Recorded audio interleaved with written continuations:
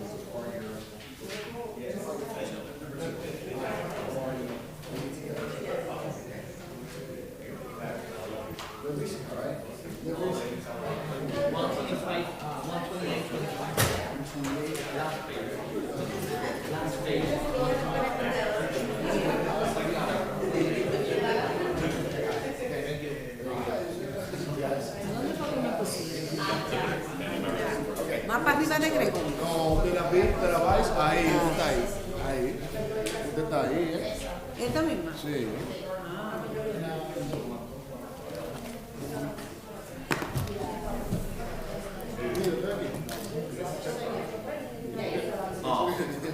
Porque es que... Ay, yo arreglando mi plena cámara ahora.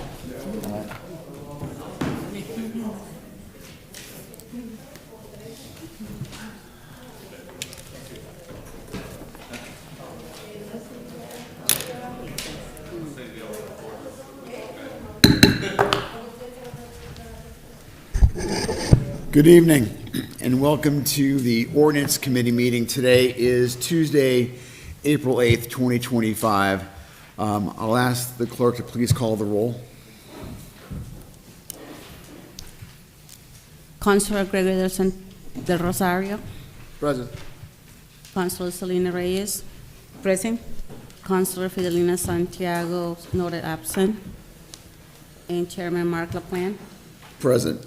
Pursuant to Chapter 20 of the Acts of 2022, this meeting of the Ordinance Committee is being conducted both in person and via remote participation. Reminder that persons or people who would like to listen to view this meeting while in progress may either attend in person at the location listed in this ordinance meeting agenda, or use any of the following access locations, including the Facebook Lawrence City Council page and the YouTube Lawrence City Council page. We're going to rise here for a second, and before that, we're going to have a moment of silence. There was a tragedy that took place in Santo Domingo, and there's many people in the city council, many people who are probably here, who know people who have been directly impacted and affected by that. So while we have a moment of silence here in a second, please keep those family members and their friends and relatives in mind as they go through this tragedy.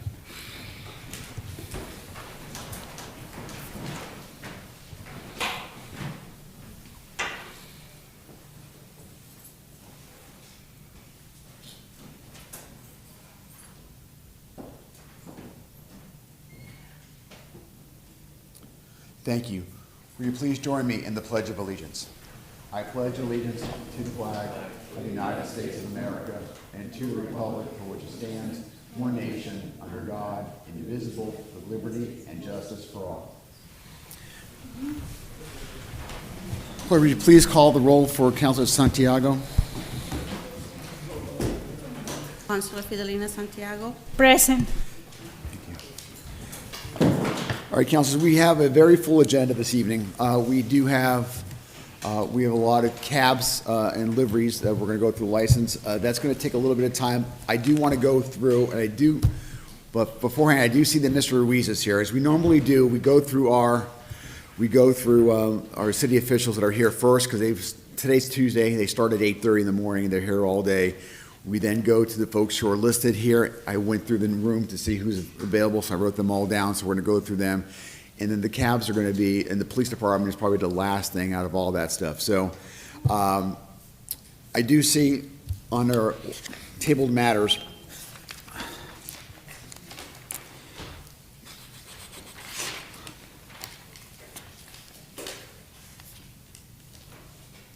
Number 7425, a resolution addressing non-compliant housing within the city of Lawrence.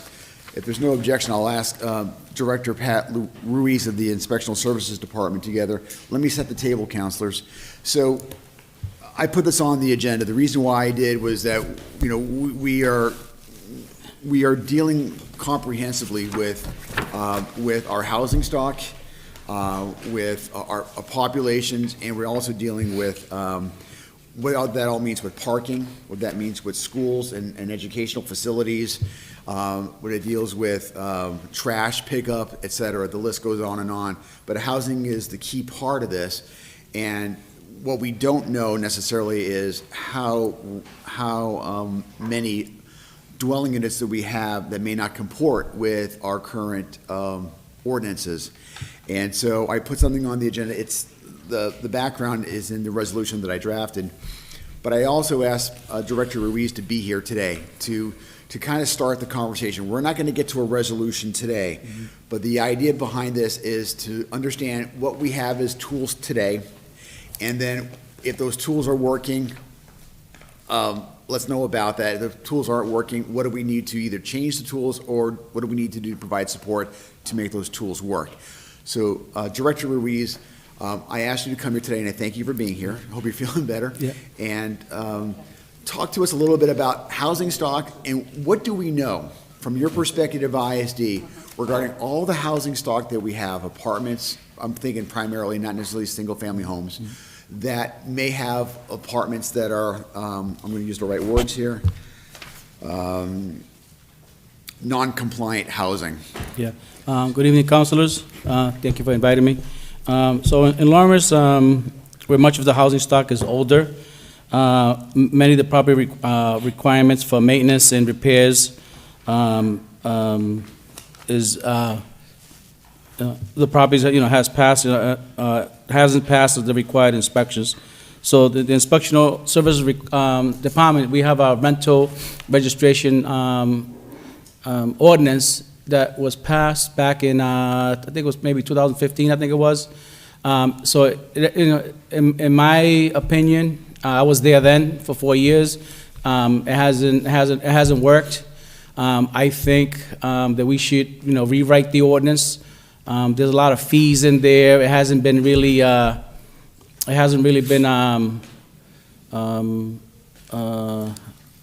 do you say, it hasn't been enforced. As we know, there's a lot of illegal apartments in Lawrence, the attics, the basements. I was a firefighter for 32 years. I did fire investigations. I've seen numerous of illegal apartments in the basements, the attics, porches. There's illegal apartments everywhere. And with that, it brings a lot additional parking spaces that the city can't control. They're parking everywhere now, so I think we need to relook at the rental registration ordinance. In my opinion, it's not working, and we should rewrite it and try to make it a little bit simpler and easier to enforce. As you know, I sent an email to everyone, all the city councilors. The federal government has cut the grant. We have five inspectors that are on the grant right now as contact tracers, and they help out doing inspections. At the end of June 30, they're going to be laid off. So we're going to be less 5 inspectors. So that's going to really decimate the department. I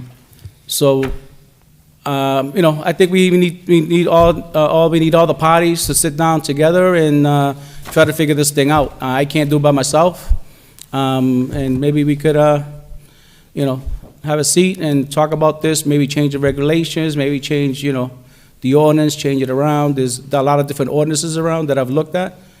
That's basically it. So what I want to do is I'm not expecting that we're going to solve this problem tonight. Yes. I think the time that we're going to take here, even if it's a short amount of time, is to articulate the challenge that we have, the problem that we have, and I don't think anybody's gonna argue with what you just said, that we have a lot of illegal apartments. We may not know the number.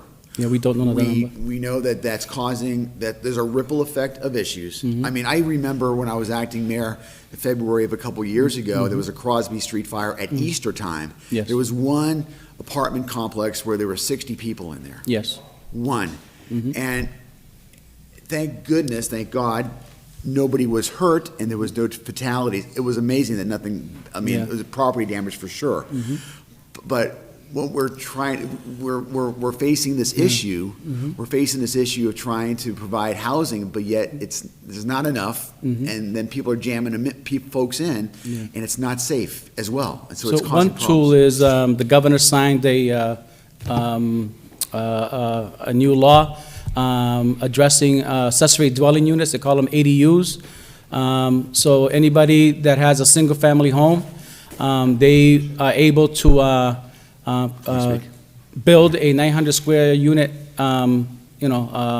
dwelling unit by right. So all they need is a permit and plans and everything. So a single family, they could do that. The only thing is the 2 and 3 family.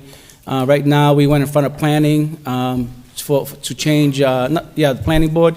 It passed the planning board for the 2 and 3 families. And now, I think we're just working with Dan McCarthy, and we're gonna bring something in front of the city council soon on the ADUs. Yeah, so I want to give the floor here to Mr. Del Rosario in a second. Yes. We're not going to talk, ADUs are a component, of course. Yeah. We're going to have a long discussion about ADUs when that comes before us. So Yes. we're going to have a very robust discussion about whether or not that's a good idea, not a Yes. good idea, or do we need to amend it. So I want to park that right now. Councilor Del Rosario. Through you, Chair. And I was gonna go, after I read your resolution, I was gonna go through that. Before we get to this resolution, there have to be some type of communication going out, because the community is gonna be confused. I know it's people right now looking for information to try to make those illegal apartments legal due to the ADU Yes. signage of the government. So people are confused out there. So somehow, before we take the resolution, something have to come out there and tell the people that, I don't know, in personal services, because that's where they're going, to try to rebuild or make the attic legal or the basement legal, or those garages that they converted into apartments, right? Because they now they could do that, Yes, so- basically, right? Yeah, so- I'm sorry. somehow we need to, I'm sorry, the Director, I'll let you, but sometimes before we take the resolution, we gotta tell people that, no, that's have nothing to do with it. This is when it comes to illegal apartments. It's gonna be confusing, and I see, we're not gonna go anywhere tonight, and I'm glad the chair said that. But before we implement any resolution when it comes to apartment, we need to clarify to people what was signed by the government, by the governor. And it's this, I seen them collapsing all day, every day.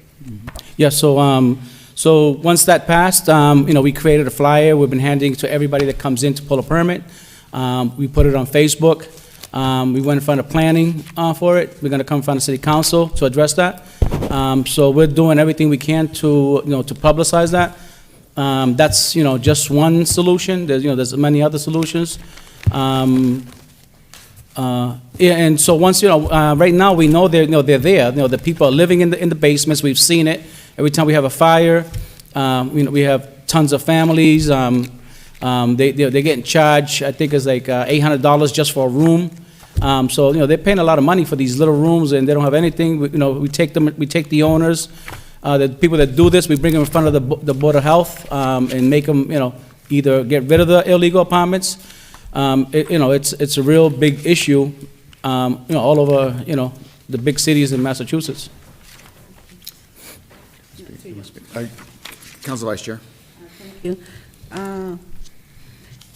And also I want to see, when do you think you have the next proposal to, presenting to us to give you the same opportunity to our constituent, they have multifamily, to include the basement or attic illegal? So I think it's on the agenda already. I'm pretty sure it's on the agenda. The ADU? The ADUs, yes. I don't believe that it is. Not on our agenda. I look it back. Oh, okay. It hasn't been presented. So Dan McCarthy is driving that? Yes, I know. Yeah, so, yeah, he's driving that, so. Actually, I think it may be tabled. Go ahead. Okay, yeah, But- so yeah, I know he's driving that, because he's the zoning officer. Right. So, he had to rewrite the zoning ordinances for that, so we're waiting on him. So the fire department, myself, and Dan will be coming down once he brings it in front of the council. Right there. Oh, okay. So just so my colleagues are assured, this is, I don't want to get down, although it's related, the Yeah, ADUs yeah, are related to yeah, this, because you're suggesting it might be a part of the solution, that's what I'm hearing. Yes, I may not agree with that, but Yeah. I hear you. It's 5/20/24, it's under tabled matters on November 7th, it's page 3 of our agenda. So it's been tabled here for a while, we've been Okay. asked to keep it here. Yes. We're waiting for Mr. McCarthy Yes. to give us whatever other information the administration is Yeah. looking to provide for us so that we Yeah. can act on it. So we're Yeah. waiting, and it's here. Yeah. But the ADU thing is already into law currently, and the question is that this is going to be an expansion of what the governor has signed into law, essentially. yes, So yeah, that's important that we're talking about it, but Yeah. we're not going to talk about ADUs tonight Yeah. because we'll have a whole item on that Yeah. later. yeah. Okay. So I think, the main thing is, we gotta revamp the registration, but if we don't have the bodies to do the work, then it's not gonna go nowhere. So one of the challenges that we're facing is that we don't know the universe. We don't know how many, and I don't know how we're going to get to knowing that. And then I'm a bit of a realist and pragmatically, we're not going to get rid of illegal apartments like this. Yes, It's going to be a process because you're talking about individuals Yes. who are living there and they need to have some sort of notice. And the reason why this is important is because that fire that I saw firsthand, and some of us saw firsthand, we know how tragic that could have been, and that's always out there. We're just this is a city that's had your fire department. Yes. You understand the history of fires in the city and how Yes. tragic those are. And we don't need any more as we try to avoid them. Yeah. So we need to figure out what the number is, Yeah. and then what tools do we need to give you so that you can go ahead, and I know it's not going to happen overnight, I'll repeat myself, but what tools do we need to give you so that you can figure out, what's out there and how we can work toward fixing this? Maybe it's a 5-year situation. I think we need to create a code enforcement task force, with the fire department, the building department, the police department, and go out there and just hit neighborhoods and start knocking on doors and find them, because there's no other way to do it. Do we have the laws in the books right now? The reason Yeah, we have the why in laws, yes. 2000 The reason why in 2000, I think it was 16, it could have been 15. The reason why we had that was, this was during the Rivera administration. Yes. We had that there because we understood that we needed to make sure that the housing structure was safe for people. And it passed this council. Yes, it And did. it was signed into as an ordinance by the mayor. Yes. But we never really got it out. So No. what are we going to do? Whatever we do, I don't want it to fall flat in its face again. I want it to be successful. Well, right now, we have one person, because we have so many other things. We have the food inspectors, the housing inspectors. We have, we have three food inspectors that they need to inspect 500 restaurants. We have all the housing stock that they do. When people move out, they're required to get an occupancy permit. That's how, when we go, and we do the occupancy permit, that for the people that do it, that's when we catch a lot of these things. Just by, people calling. We get a lot of calls, people, complain and say that, there's a lot of people living there, there's a lot of cars. So that's how we find out. We could go knock on the doors, but if they tell us, we can't go in, we can't go in, then we have to go to court, get an administrative warrant to go in, so it makes it complicated. How often have we been able to determine that there's been unlawful apartments? And what have we done? What I want to do is I want to start a benchmark, and then I want us to grow on that. So let's say for this quarter, the first quarter of this of this calendar year, Yes. 5, 2, 0, 20, how many of illegal The apartments have we first quarter, identified? I'd say we must have found maybe at least 20, maybe 20. So we found 20 apartments through your work and the fire department, or just the Yes, the fire department, when they Together. do their inspections. Okay. And then they find, when the fire department goes out and does their, they call them smoke inspections. Yes. When someone sells a house, they have to get, by law, they have to get a smoke certificate. Once they do that, when they find illegal apartments, they let us know, then we send. Another agency that's helping out a lot is the gas company. The gas company now, when they go and they're changing the meters and bringing them outside, they see illegal apartments in the basement, stuff like that, then they let us know. The police department, working with the police department, they let us know. So, we're getting a lot of calls from a lot of different agencies. What I would like to do is periodically, this is the action item that I would like this evening. I would like to see us have a report back. What would be really good? You do the quarterly reports that I wasn't all crazy about, but let's use it to our advantage. In the quarterly reports that you issue to us, Yeah. can we get the number each quarter? So whenever you're going to do it, is it? I'm not sure when the next time you're doing it. Is it April 1st? I think it's April, yeah. So April. we're I mean, right the end of now. April. It's due, I think, the end of End of April, this- yeah. Can you put a section in there that talks about that? Yeah, I could put a section in there that talks about that, and I give you, we use, Citizen Serve as a permitting and licensing, platform. So, I could put in there all the units that have been inspected. We don't necessarily, track illegal apartments, but I could try to figure out with Citizen Serve to see how we can tracks, illegal apartments. Maybe that's a way, every time we see one, every time somebody reports one, maybe, there's another column that we could add, and see, to track it. I would love that. I think that just getting some attention on that would be very good. I think actually writing it down and putting it in there would be really good. It starts to make sure that we as a city are putting a focus on that, because right now, I mean, earlier you said about 20, so we know that there's at least 20. Yes. Right? And so I would imagine your inspectional services report would say we've identified 20 unlawful apartments, and then what happened after you did that? What happened to the individuals? What happened when that happened? So the housing code inspectors, they follow up, they do their inspections, they work with the landlord. If the landlord doesn't comply, we issue correction orders, which are tickets, and they're at least $300 a day. And, some of them are way up. And then eventually, if they don't comply, then we take them to housing court. Okay. So that would, I can only speak for myself. Maybe others share this. I would love to see that in a written document. I would love to see that quarterly. And then I would also, as a district counselor, I would love to see how many of those are in my district. I would love to know when you received those 20 over the last 3 months, how many of them are in my district. Now, I can tell, we can tell that there's unlawful apartments when I knock on doors, when I do that, I've been doing that a lot. So when I go into the neighborhoods and I see stuff, Yes. I'm not necessarily ratting them out, I'm not reporting it, but I can see it and I know it's happening. Yeah, so, right now, it's, because there's so many, it's been let go for so long, so, we're being reactive, we're gonna try to be proactive, but right now, Sure. we're just trying to catch up. I understand. Every day, every day is an emergency, every day we get new things. Understand. We get, we get at least 10, 15, 20 complaints a day, so sometimes those things take priority. Understand. So, we're working on it, we're working on it. And to make this, so that's one action item. The second action item is if you can come back to us maybe in a month or two, let's give some space. Yes. Give us some suggestions.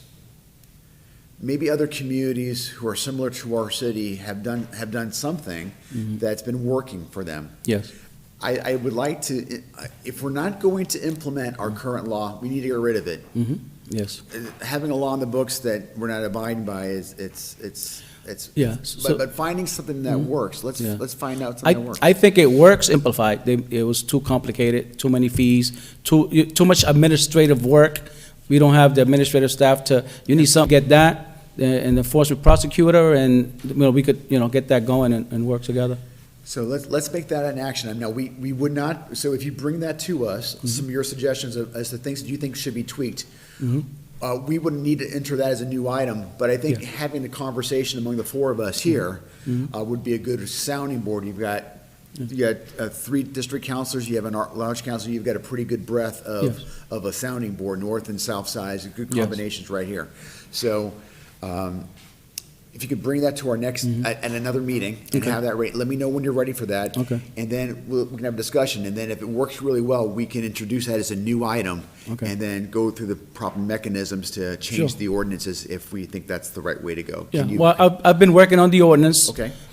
With, as you know, Mike Amata was the director Yep. before, so he's, he's well-versed in, writing ordinances. Yep. So I'm seeking his help, he's helping me, we're doing it together, so, we're still trying to tweak it. Once we get it going, then I'll send it to you and the councilors, and you can look at it, and then we could bring it up to the next, bring it down to the council. Sure. That sounds like an excellent plan. Councilors, we're going to table this in a moment, but I want anybody else to have a chance to speak if they wish to on this matter. Seeing none. We'll look to invite you again in Okay. a month or two, or give me a call when you think you got something Okay. ready to go, and we can set that All up. right. Looking for a motion to table. Motion made by Councilor Santiago, seconded by Vice Chair Reyes. All in favor, say aye. Aye. Opposed, no. Thank you, councilors, have a good The night. ayes have it. All right, thank you. Director, appreciate it. I don't think we have any other city officials here this evening. We're going to go through the normal agenda. This should not take a long time, I don't think. The first item that, for someone that's here, is document 12825, Preach the Word of God, various dates. Abner Merced Elgarin. Good night, Consul. Good evening. Good evening. How are you? That's all right. So step number one, you want to go in Campagnon, but you're going to be not in the staging area, right? No, You yeah, See that? yeah. Okay.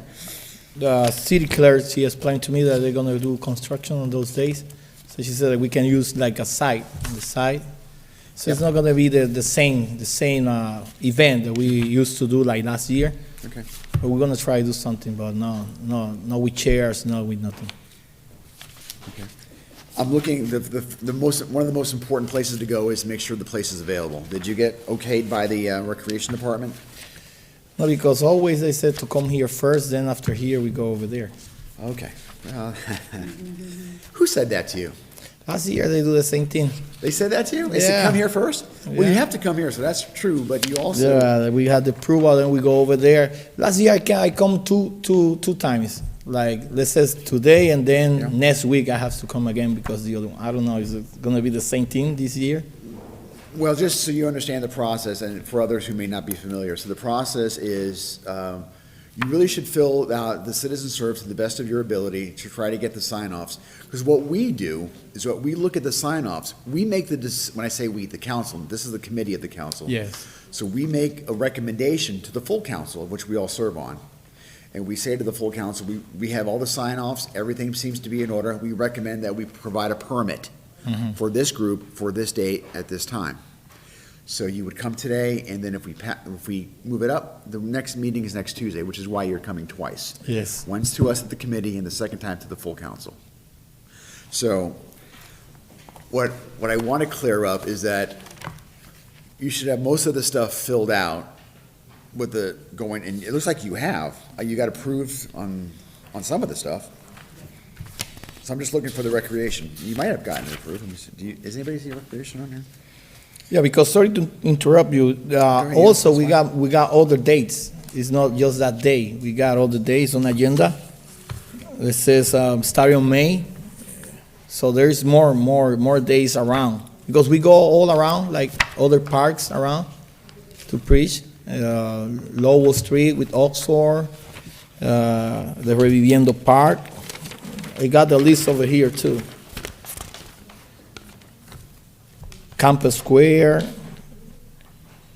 North Parish Road, the park that is close to the high, the Lawrence High. Sure. We use that too. Sure.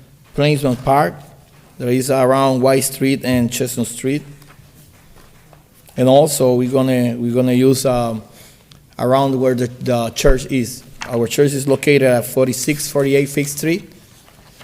All of the days we are using those places without blocking the sidewalks. You will not be blocking. No. You're not blocking. No close the roads, no nothing. Just go preach for 2 hours. The only day is July 19th. It's supposed to be from 2 to 6 But because of construction, we have to change that.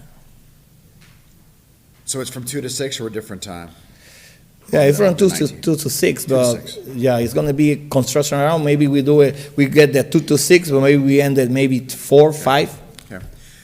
So I'm going to let my colleagues ask a question here in a second, but the one thing that I'm looking for is, you've got a lot of approvals, but the one that I'm looking for is the one from the Recreation Department. If my colleagues see that, and I'm not seeing it, please point that out, because I'm not seeing it. It's empty. Everything else is either received or completed, except for that one. And that's, to me, the most important one. The reason why that's important is what I don't want, what we don't want, is we want to make sure that the park, there's no conflicts, that we already didn't issue a permit for that location, or, you know, we need to make sure that we're all on the same page, so that we're not duplicating the permission to use that I park. understand, yeah. And you have like 10, there's a lot here. So I just need to make sure that each one of those days, at that time, there's no conflict. So what I would ask, it's up to my colleagues what they want to do. We may send this up to the full council with a favorable recommendation pending. We get some sort of correspondence, something from the Recreation Department saying, yeah, on 10th, Plainsman Park is good, 24th, Lowell Street and Oxford Street, I'm not sure what park there is there, but okay. June 14th, Campbell Square. So we don't, if you're on see these squares, like Campbell Square, that's not a park, right? No, that's a corner. You know a where it's corner. Lawrence Right. and Park Street? Right.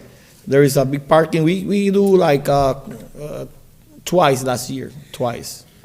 And we don't block the sidewalks. So where do you do it if you're not, if it's a corner, you're not on a sidewalk, where are you? There's you know there is a health clinic over there. There is a big parking around. So we just put A like parking lot? yeah, Who owns the it's in park- that Is corner. it a city-owned parking lot, or is it a privately owned parking lot, do you know? No, it's the corner right there. It's a place Yeah. that you don't have to block the You know what I'm talking about? you don't have to block the sidewalk. Yeah, so the point here is if it's a privately owned, we don't have any control over, if you do it at a privately owned parking lot, we have no control. Yeah, That's not yeah. our jurisdiction. Does anybody know that one? Where the satellite is, you know where the satellite is? I think it's Melo's Bodega Supermarket. There's a satellite that it's right there in Lawrence and Park, where the clinic. That corner over there with the satellite, is right there. You see right there. There is a corner. Yeah. Yeah. Family Health Center, so it's privately owned, is the point. So you're gonna be on a privately owned property? The parking lot's not owned by the city, we don't think. It's the corner close to the, but it's not inside the parking. You know where is the parking, right? Yes, I think I know what you're talking about. There is a fence. Yeah. And there is a street. There is Lawrence Street and Park. Right there is a corner that we last year we used it. And the year before is the same thing. Always. It's not if I have to go on this day to the recreational program, because like I said, if I knew that, I come here with that. But last year wasn't like that. The year before wasn't like this. We submit the permit and we come here, and then they request me to go over there. And for the next meeting, like let's say next week, bring the approval from them. Well, unfortunately, that's what we're gonna be doing today, only because Yeah. you don't have it. What I don't think my colleagues want to do, we haven't asked them, but I don't think what they want to do is delay what you want. So I think they want to move this forward. The only reason why we're talking like this is we want to make sure that you satisfy the condition. So we're not telling you we're parking it here, then come back here. I think we may be sending it up to the full council. When's your first one, May 10th? We do have May some 10th. time. We do have some time. But I just want you to be clear. Our jurisdiction as a council only exists on public property and parks. The sidewalks are the police department, but you're not on the sidewalk. No. You're gonna be on a park. Now, you're gonna be, in this one case, you're gonna be on a parking lot, it sounds like, a corner of a parking lot. And we don't own that, so that's not permission from us. If it's a park, so Plainsman Park, yes. Rivenendo Park, yes. Campanile Park, yes. Sullivan Park, yes. Rowell Park, those are all yeses. Lowell Street and Oxford Street, is that the handball courts? The corner. You remember, now I think it's, there's a shelter. They built over there, remember? You know where the fire, I think was a fire department place? Fireplace or that- firehouse over there? Yeah, it's not how- Now it's a shelter. We always do over there. But for me, it's no problem. If I have to, cancel those, because what we want is to preach the word of God. There is no, you know what I mean? We're not looking to stop that. All we're trying to do is, I just want to make sure you're clear as to how far our jurisdiction is. And so, there's no park at that corner. There's a building and then there's a square. There's a sidewalk in the corner and a building. So that's where you want to preach. We don't control, the police does, we don't control the sidewalk. And then if you're on the property where the shelter is, we don't own, when I say we, the city, we don't own the shelter. So that's not a city-owned property.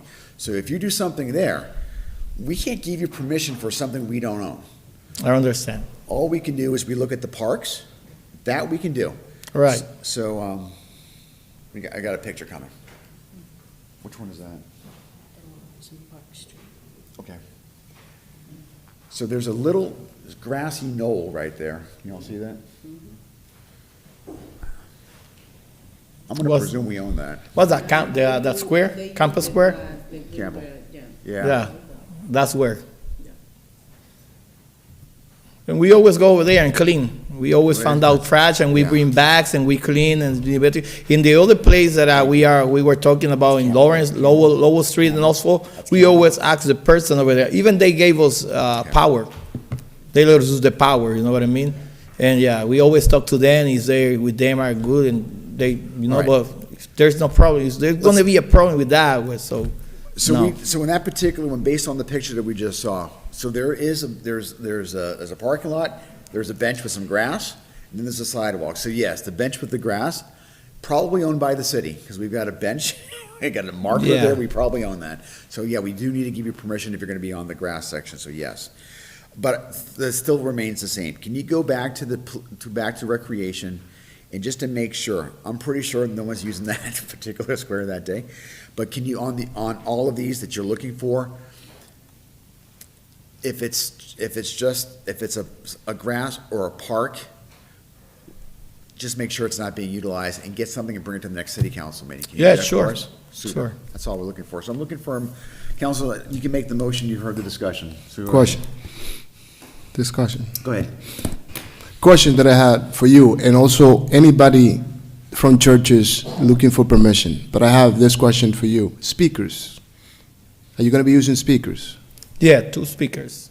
Last year, we have tons of complaints about how loud the churches would doing the preaching, which I'm all for it. But when it comes phone calls to us that it's too loud around, or you using the speakers where the people are not facing you, it's concerning. And what happened last year, I'm trying to prevent it this year. And I'm a church guy. I mean, I love church, but when it comes to complaints, we got phones that ring 24/7 when people complain. And then most of the churches went to the people and said, "We got permission. We give you permission to use the park. We didn't give you permission to be so loud as some of you are." I'm not saying you or anybody in particular. That's why I say all the churches that are here looking for permission. Keep that in mind. Trying to have the speakers facing you, not the people, and try to be mindful of how loud they are. Because there's, on those places around it, like now you're not going to be on the stage. The stage was a chaos last year.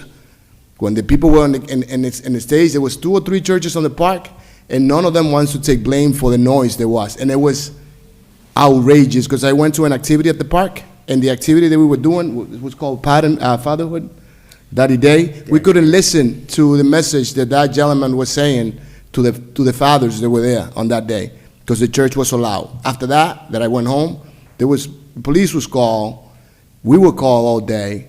So we want to be mindful of that, or how noisy it gets. Also on the streets, people crossing by, and the speakers facing them, we got to be mindful of the people, because we gave the permission. We love churches, we attend churches, but we also don't like complaints. Yeah, and that's one of the things that they gave us orientation about the speaker. We don't have that big speakers; they're not big enough. But they say sometimes it's the same problem, because our church is located in a place And sometimes we have to deal with the no church activity where the speakers are too loud. And you know what I mean? Yeah, and, but- and we have those concerns, and we don't do the same thing. Yeah, but So, right now, as us, but yeah, as and I us. understand, and I respect your comment, and that's great, but we giving you permission to use it. Yeah, yeah. Those people that are making noises around your churches, they don't come here to ask permission. I don't So know. what I want every church or everybody asking for permission to be mindful of that. We don't give those people right next to a church permission. And the way that we're gonna give it to you or anybody, because we don't deny those permission. It's Yeah. just to be mindful of how loud it is. Yeah. I mean, you might don't feel it that loud, but one phone call is too many. Yeah. And they call us, or they Yeah. call the police. And thank God the police are, I know what you're saying, I understand, but thank God that, in the years that we've been doing this, we don't, police to, to go over there and tell us about, like, shut it off the volume or shut it off the equipment, because we know about that, and it's, for some reason, people think that they are, we do it, we put the volume, you know what I mean? Okay. Motion to send a phone call with a favorable recommendation pending Recreation Department availability. Second. Motion made by Council Del Rosario, seconded by Vice Chair Reyes. Any discussion? Seeing none, I'll call the question. All in favor, say aye. Aye. Opposed, no. The ayes have it. Next Tuesday, 7 Thank you. o'clock, please come here, and please make sure you get that. So two things. Get an email, send an email to us, send it to those of us on the committee and/or the clerk, or to Teresa, our confidential secretary. Just get it there, and when you show up, have a hard copy. So All that's right. something, for someone who doesn't have it, we can say, oh, yeah, I see that you got the permissions. You're clear on all those dates and all those locations. Okay, thank you very much. You're Have a good welcome. night. You got it. Next, on the docket is 1:30.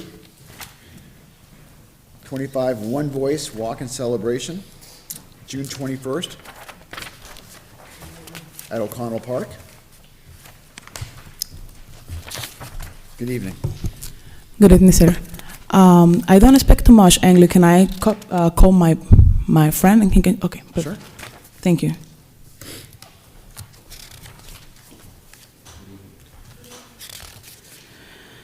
Well, so we are here because we wanna how the child is. Oh, perdón. Como el título dice, As the title says, estamos aquí como una sola voz. we're here as one voice.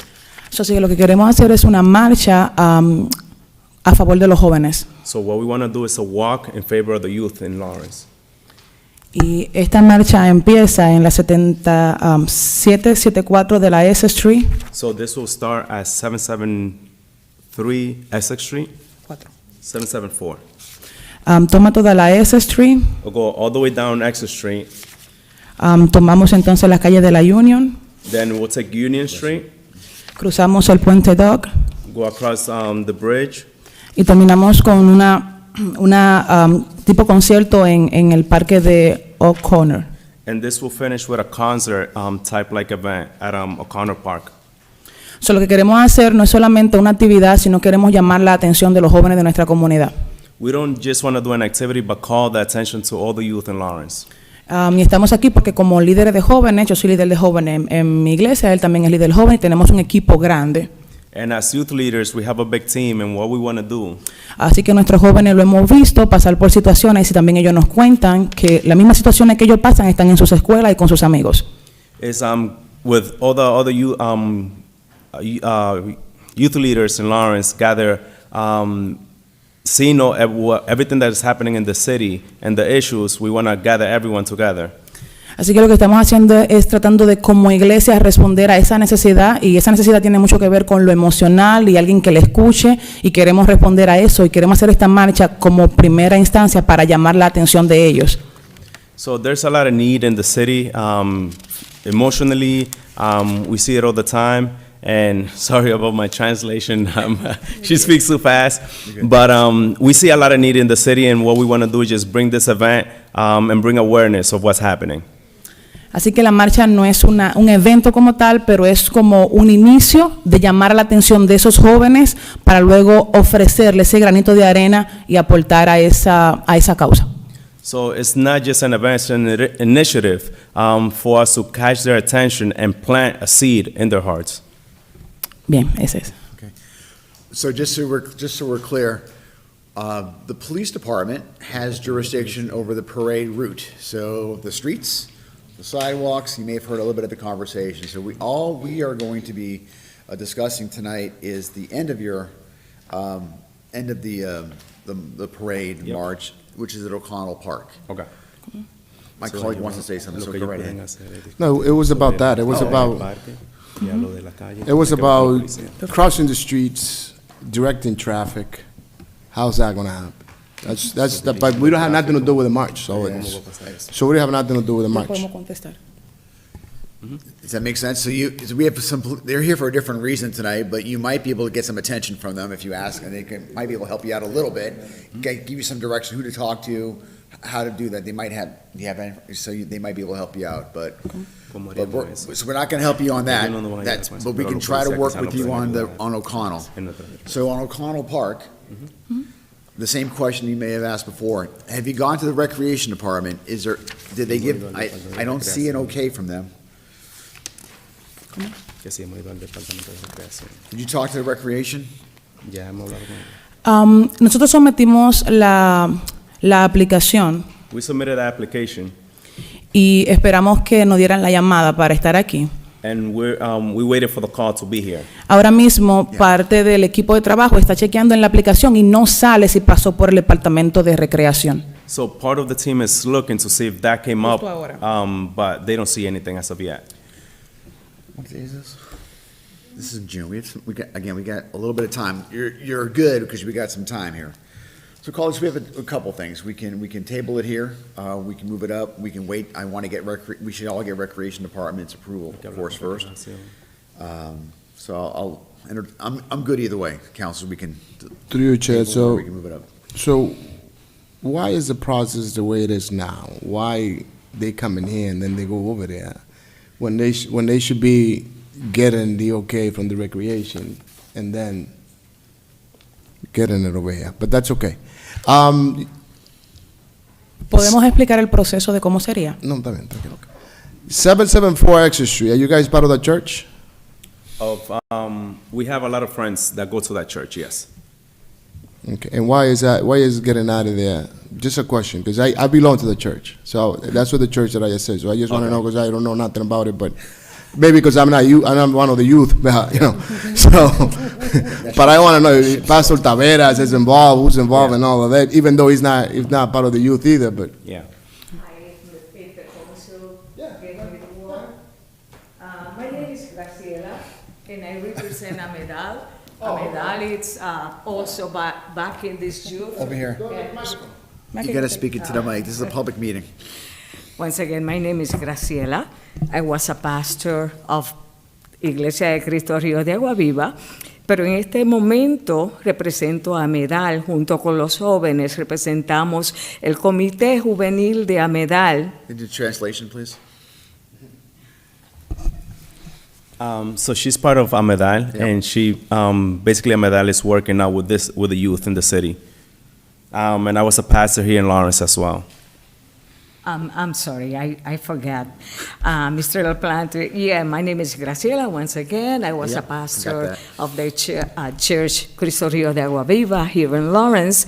And tonight I represent Amedal. Amedal have an extension which is called Committee of Amedal Juvenile Youth. And we are requesting this time to be specifically oriented to the youth. And we are trying to unify all the juveniles in order to provide them more services, let's say, more services so they can prepare. They are suffering many emotional situations, and we are trying to provide them counseling services. We are providing, between the counseling service, also spiritual guidance. That's what we are trying to do with the youth here in Lawrence. Amen? And I love that. The only thing is that I didn't know anything about it, but that's okay. So we send that up. So you want to make, So maybe part of the reason why a lot of people still don't know about this event is because we don't want to tell anyone before it's approved by the Well, there you city go. that this is Smart. actually happening. We want to be mindful of the things that are happening in the city before, because it's going to be something big, and at the moment, we just talking about it among some of the youth leaders in the church before we present it to everyone, because we do want this to be a very impactful event. Thank you. Looking for a motion. Motion to send to full council referral recommendation pending Recreation Department availability. Second. Motion's made by Councilor Del Rosario, seconded by Councilor Santiago. And as an aside, I've been speaking an awful lot. I'm sorry to monopolize the conversation. Kudos to you folks that was like the A-plus response. Do you know how often we have people who already print the flyers out and say we're doing stuff, and then they come before us and ask for permission, and they say, oh, no, we've already printed the flyers out. We already have this stuff on the streets. And so thank you for not taking us for granted and for doing things the right way. Kudos to you. Motion been made, properly second. All in favor, say aye. Aye. Opposed, no. The ayes have it. Thank See you on Tuesday. Thank you so much. All right, next one is document 13125, Fiesta Shows, Semana Hispana at Campagnon Common.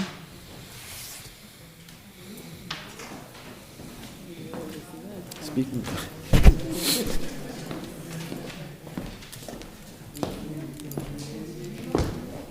Hello, welcome. Hello. Jaminuri Lopez, 98 Cambridge Street, Lawrence, Mass. 01843. Okay, so you're looking to have a carnival on the common? Yes, sir. Okay. Did you go to Recreation Department? I loaded the question up because I already talked to them, so I know the answer. The answer is no.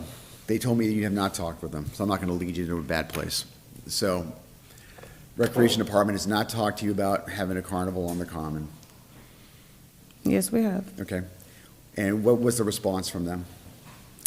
I texted Marta, and she said that the papers were signed last time I spoke with her, What papers were signed? the application that was sent to her. I asked her, did you see the application? And she answered to me, yes. Did you sign it? Yes. So what did she sign? The application form? That's what she said. Do you have a copy of it? I don't have a copy of it, no. And this is not, so what's the difference between this year and last year when it comes to the carnivals on the common? There was no carnival rides last year, and it was perfectly known that there was not going to be any, and not this year either, but yet I'm surprised to see that we have another application for carnivals rides on the common. Especially this year, we got a lot of stuff going on in the commons with the new. Yes, I was told that the park was going to be remodeled in July, and we were supposed to do the carnival in August, so we were told to do it back in the same day that we had. Okay. And so when we spoke, everything was set to be sent in, and I was told only the city councils are the ones that approve the park. That is 100% correct. So as you may have heard, we talked about jurisdiction. Yeah. And we do have jurisdiction over the parks. And so, we didn't do the Fiesta shows at the Common last year. Is Fiesta here this evening? Are they still doing your show? Are they here? Is John here? Mr. Flynn knew that he was supposed to be here. He told me that he was supposed to be here. Okay. Because anyway, so we're not supposed to be having any carnivals on the park, and the reason why I think it's important for me to talk to the Recreation Department is to find an alternative location. And have you had that conversation? No. If it's not the common, where? Where will you have it? No, we did not have that conversation. Marta asked me, so where are we going to do the rides if it gets approved? And the answer was where there's no plants because of the trees that were planted. And then her answer was, oh, okay. That was the last of when we had the meeting. And so it's an okay, meaning, I'm not sure, I mean, again, you're 100% right. I mean, having these discussions with department heads are a good thing, but ultimately the decision makers are the 4 that are here and the 5 that are not with us, the entire council. So it's not, while it's good to get input, they don't make the decision, as much as we respect our department heads.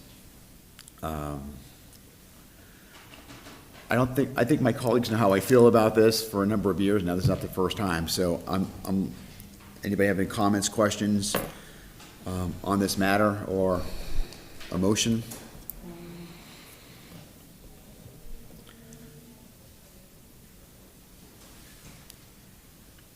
If not, if you want to say something? No. Okay. I want to double check with Recreation Department because last year was denied. And also, I want to know if the case for this year, you have another plan to use another place? No, there's no other places. No, Which we have a other lot of place? places in our community, we can figure out. We don't have any other places. Remember last year what happened? Well, last year we were told, oh, you didn't go on time. That's why this year we were trying to go on time. And then even the mayor told us, I don't give permission for the park. The ones that give permission for the park is the city council. So that's why we were trying to do everything on time. There's no other places. I mentioned because I passing by for wonderful activity I saw in One Canal Street, I think, was there. They had carnival and something like that. I need to double check. No, they because didn't. maybe I'm confused. That was where the COVID test was supposed to be done? That place, that's the one you're talking about? In this area, I saw Yeah, a wonderful we were told, event that's there. MIVA, right? We were told for the May Carnival, we could do it there. Once Mr. Flynn put his rides there, MIVA came and said that they never said that. And so he had to pay $10,000 to move them back to the cinema. So we went back to square one. Okay, double check. To you, Chair. Councilor Del Rosario. And one conversation that I don't like when we come here to ask for permission, and I mention you that, is money. Money. And that's, we trying to, bring it to the people, have fun, but the bottom line always comes up, and that's a conversation that I don't like to have here. Let's bring up the good things that we're going to bring. Why it have to be always money and Mr. Flynn? Mr. Flynn is making money regardless how much he pays, and you guys defend him. And you guys defend him as much as it is. But again, the conversation should be with Martha. Martha should send us something here and said, this is what happened, and we don't have anything from the Recreation Department. And then from there, we make a decision. I'm all for it if we come to that point. But you also have to come up with a plan B. If Company Park is somehow is not available, where are you going to take the rides? And like Mr. Flynn did, he brought it from Canal Street, and he brought it to the Jeppers side over there by the Cinemax. Semana Hispana needs to have a plan B just in case.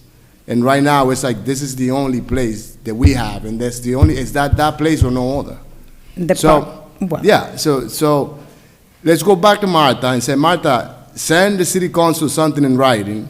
Don't send me, don't text me and give me an okay. Send them something in writing and make them have them make the decision on it. Okay, yes, the carnival, well, the festivals is in the park. So what we were trying to do was to have the rides as we were supposed to last year. And yeah, it's not only about the money that we will be making or the money that Mr. Flynn is bringing to the city. No, this is, and it has always been about the community. And as you guys remember, what happened last year. Everybody, well, most of the community didn't go to the festival, and it was because of the rides were not there, and the attraction for that community and the families were not there.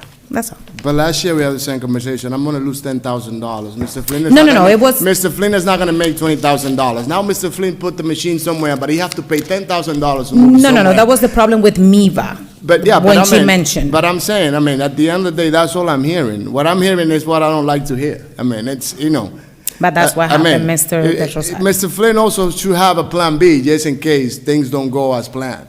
I know he does. And he has to have an extra $10,000 just in case he needs to remove his ride, because he's made 40, 50, sure 60, 700 something, $1,000. That's why he keep coming into the city 2 and 3 times a year to make his money. Yes. But I think Martha is the one that should send us something in writing, and just in case also have a plan B and a recommendation just in case. If you guys want to stay with the park, depends on Martha's recommendation, we can have the conversation and go from there. But we don't have anything from the Recreation Department.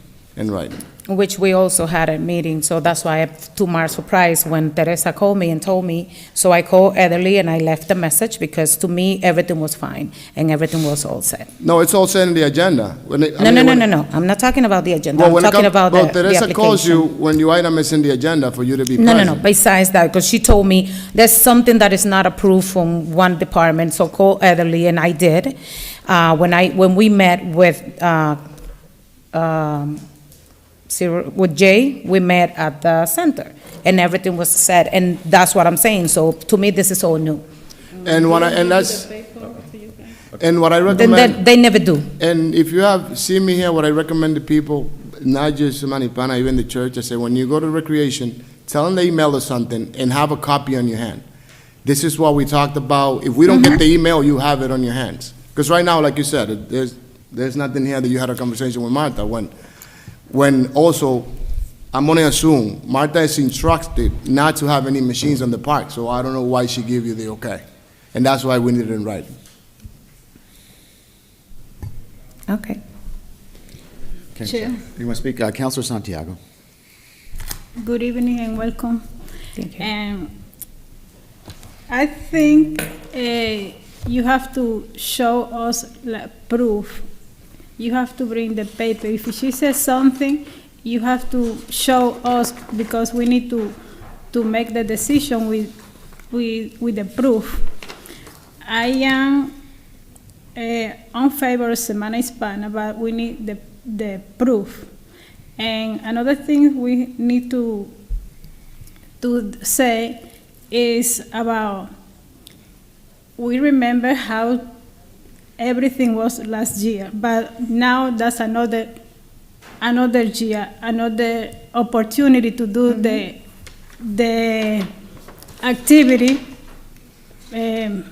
calm, and we need to learn about the issue we have the last year. I would like to ask you if you can bring the proof. Martha say you, but you don't have the proof, and if you can bring for the full council, maybe we can make some decision. I would like to see that. Okay.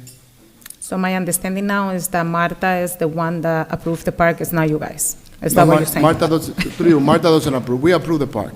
But we also follow the recommendation of the recreation department. We have none.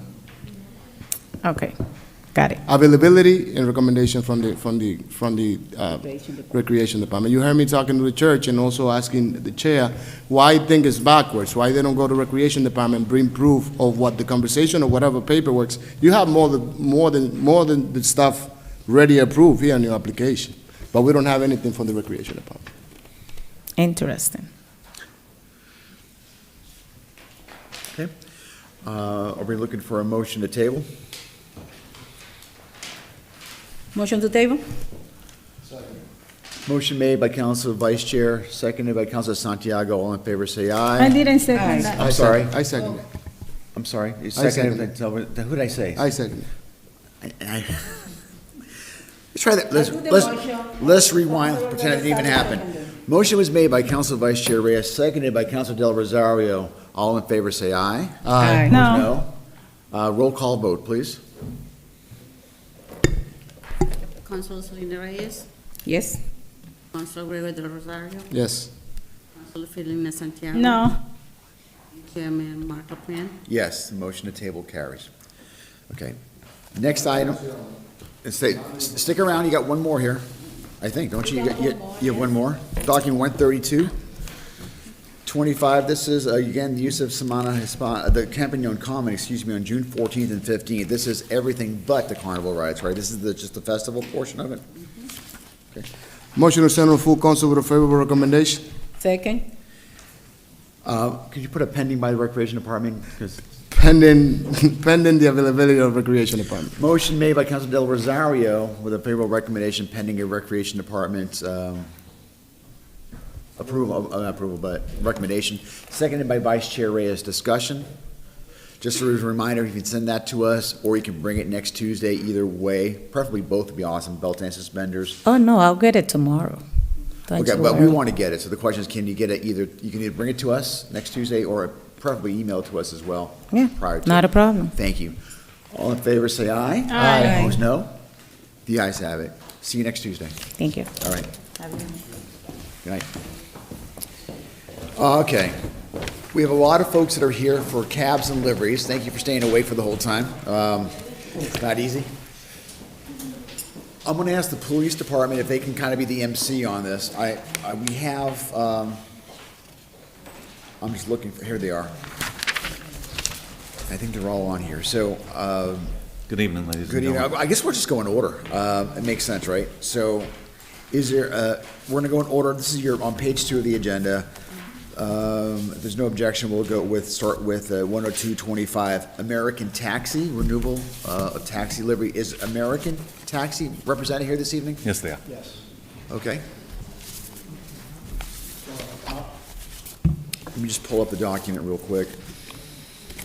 And if they can come up to the mic, that'd be awesome. 103.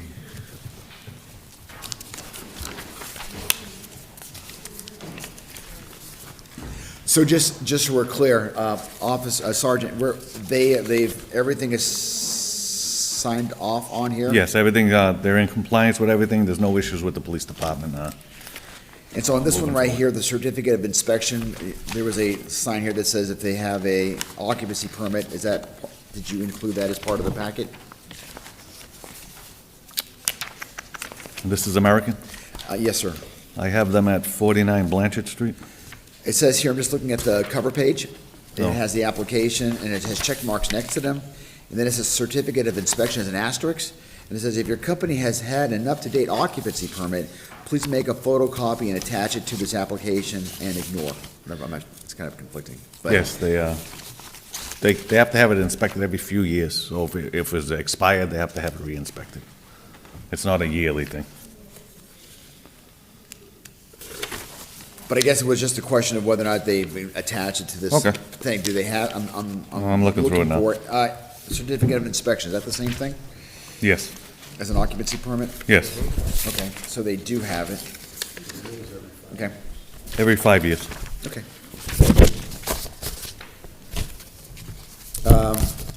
Thank you. So, who's here from the company? Pasquale. Mr. Pasquale? Yeah. Okay, so I'll direct my comments to both of you, but to you specifically. Okay, thank So thank you for being here this evening. As you know, this is for all we're probably going to take a little more time with you than others. You're the first one. So we appreciate you being here tonight. We appreciate what you bring to the city. We appreciate the fact that you have a business that provides a service, especially in our city where there is a lot of cars.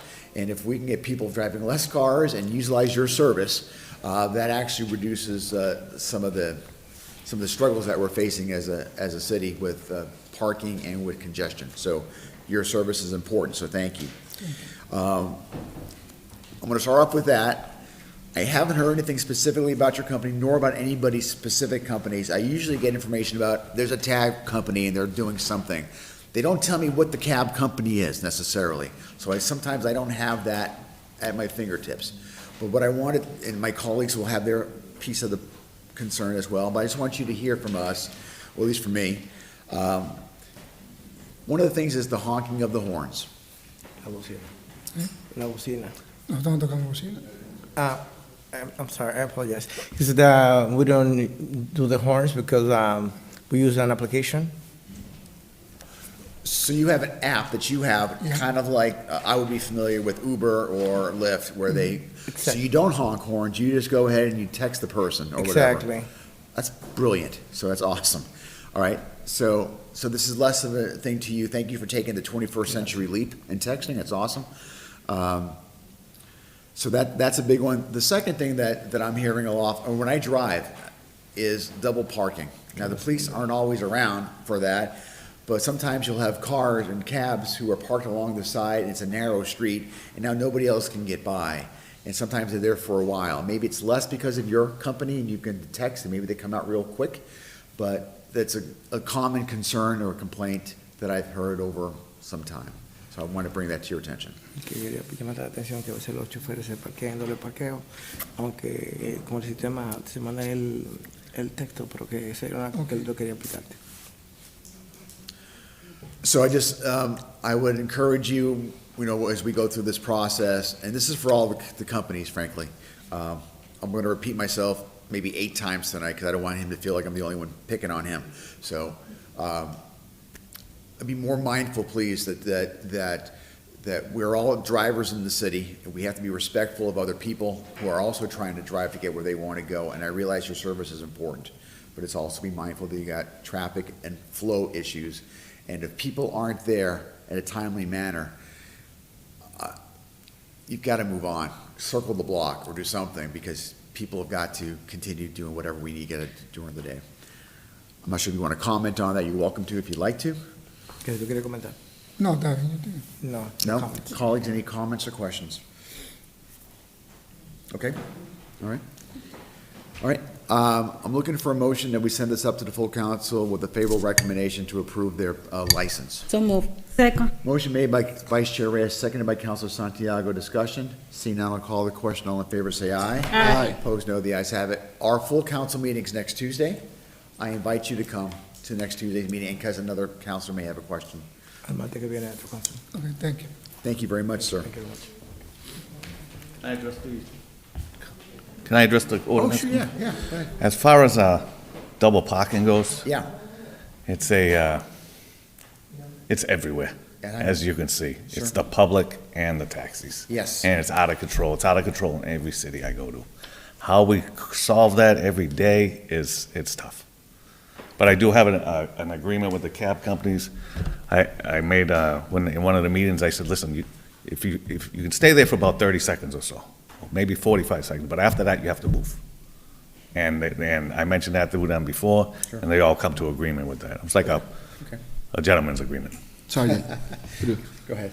Sergeant, how about picking up people on the street and flag them down, and that's an issue. So back in the days, I used to know the liveries and taxi license plate was a different procedure to Yes, pick it up is. people. But you see it on the city, they flag them down, regardless of where they are, they stop right in the middle of the street to pick up people, drop off people anywhere. So how do we addressing those issues? Liveries are not supposed to do that. Liveries are call-based only. As far as taxis go, I'd have to look at the ordinance. I still believe they can pick up being flagged down, but I'm not 100% sure on that. But a livery, unfortunately, in the city, we're getting liveries from all over the place. Liveries out of Methuen, liveries out of Wilmington, liveries out of Andover, they're all coming here, and they're supposed to leave immediately after they do their service. And then if you stop them, they say, oh, I'm just returning back, you know? But I mean, we don't have a unit to enforce those. I never seen it. If it happens, I might be wrong. We do, we did some undercover stuff I with the did, liveries. back in the days, I remember, now that interim shift used to be, you still have also those, I call it pirates, on Market Basket and all that stuff, which it hurts their business in a way. Sure. And also, those that come from out of city, they maybe our taxi do it, but maybe are those that want to do it, and we don't. When the people call you, like Chair LaPlante says, they don't tell you it's Liberty or it's Merrimack. They tell you it's a taxi out here. It honking the horn at 3 o'clock in the morning. They don't call you and tell you Yeah. which company it is. I have people that go out and encounter those cab drivers also, and they have a pretty bad mouth also. Okay, I can address that issue. And somehow, I don't know, we need to have some customer service training because they provide a service to the customers. But also me, I encounter with some cab drivers, none of them that I see here, because all of them I know them. But if you tell them something, they tell you big words that you never heard in your life. Yeah. And they get out. I mean, but what I'm more concerned is on the street, picking up, dropping off, and all that stuff. And again, you're gonna hear it all night. I live in Juniper Street 46, and I don't use my alarm clock because at 4:30 in the morning, there's a cab driver that beeping the horn from Arlington, 4:30 in the morning, from Arlington, he come beeping the horn until he gets there. 46, he picked up somebody across the street from my house. I think it's wouldn't say 47 or 49, and 4:30 in the morning. But they beep the horn. This cab is beeping the horn all the way from Arlington Street into the middle of the street. through this at 4:30 in the morning on an everyday basis. Okay. I'm gonna bring I should have bring the video on my camera so they can see it. And it's concerning when it comes, I mean, not for me, but it could be somebody sick. It Sure. could be a kid that was a newborn. It could be somebody that came in from the hospital. And some of them, I'm not saying all of them, are not conscientious. And gentleman said that he had an app. But there's taxi company here, they've been here as long as I've been here, maybe longer, because I've been in the city for 30-something years. And when I got to the city, it was three taxi company, Merrimack, Borinquen Taxi, and Diamond Taxi, when I got to the city. And one of them that we all know is still there. They haven't updated at all, and they still beep the horn. Like there's no tomorrow. So those are concerning that people bring to us. And also, we live in the city. Sure. It's not just people complaining. We live in the city, and I live on an everyday basis. I don't complain to them or whatever, but I'm glad that the chair brought them in to address all these issues. So hopefully we can get out of here with something better. Hopefully tomorrow I wake up and at 4:30 in the morning I wake up late because it's not gonna go out. I'll look into that issue. As far as market basket goes, Detective Heavity's been in consultation with him. We got the plates of the pirate taxis. I was there the other day and we saw three guys standing there. They were just standing off to the side, but they were definitely working. So I took pictures of their plates. We ran all the plates. So we're in the first stages of an investigation to see what we can do with that. Okay. Just as I was looking up the ordinances, so you, 5.48.720, you can't accept a hail of a cab Yeah, in the city of I Lawrence, thought- so I that thought you is could, yes. permissible. So, yeah, so, Thank you, sir. great, thank you. The next one is Liberty Taxi. Mr. Pascal, you're back. You own both companies? Yeah, he owns two companies. Okay. So just to reiterate, you also, so at Liberty, you also text? Yes. Same thing? Yes. Okay. And there's no double parking? We already gone through all this stuff. Yes. I have a complaint for Liberty. Through you, Yeah. Chair. Go ahead. There's a small Buick, Liberty Taxi, small Buick, seems like a new vehicle. And that gentleman flies all over the city. Que hay un Buick nuevo que anda volando en la ciudad. It's a little Buick, like a little SUV. Eso se encarga la policía porque yo no tengo control de eso. Okay, okay, What do you say? okay. He said that have to do with the police, but you should know the driver. Ya, yo quiero saber cuál número. But you should know the driver. It's a little Buick. It should be. That's the only Buick in the city. What color? It's Liberty. It's the color of the taxi. Del color de... Yo tengo par de views y lo que pasa es que tiene que ser el metal. Okay, I'm gonna take the picture of the plate. No worries, but that should be the answer. I mean, how many Buicks do you have?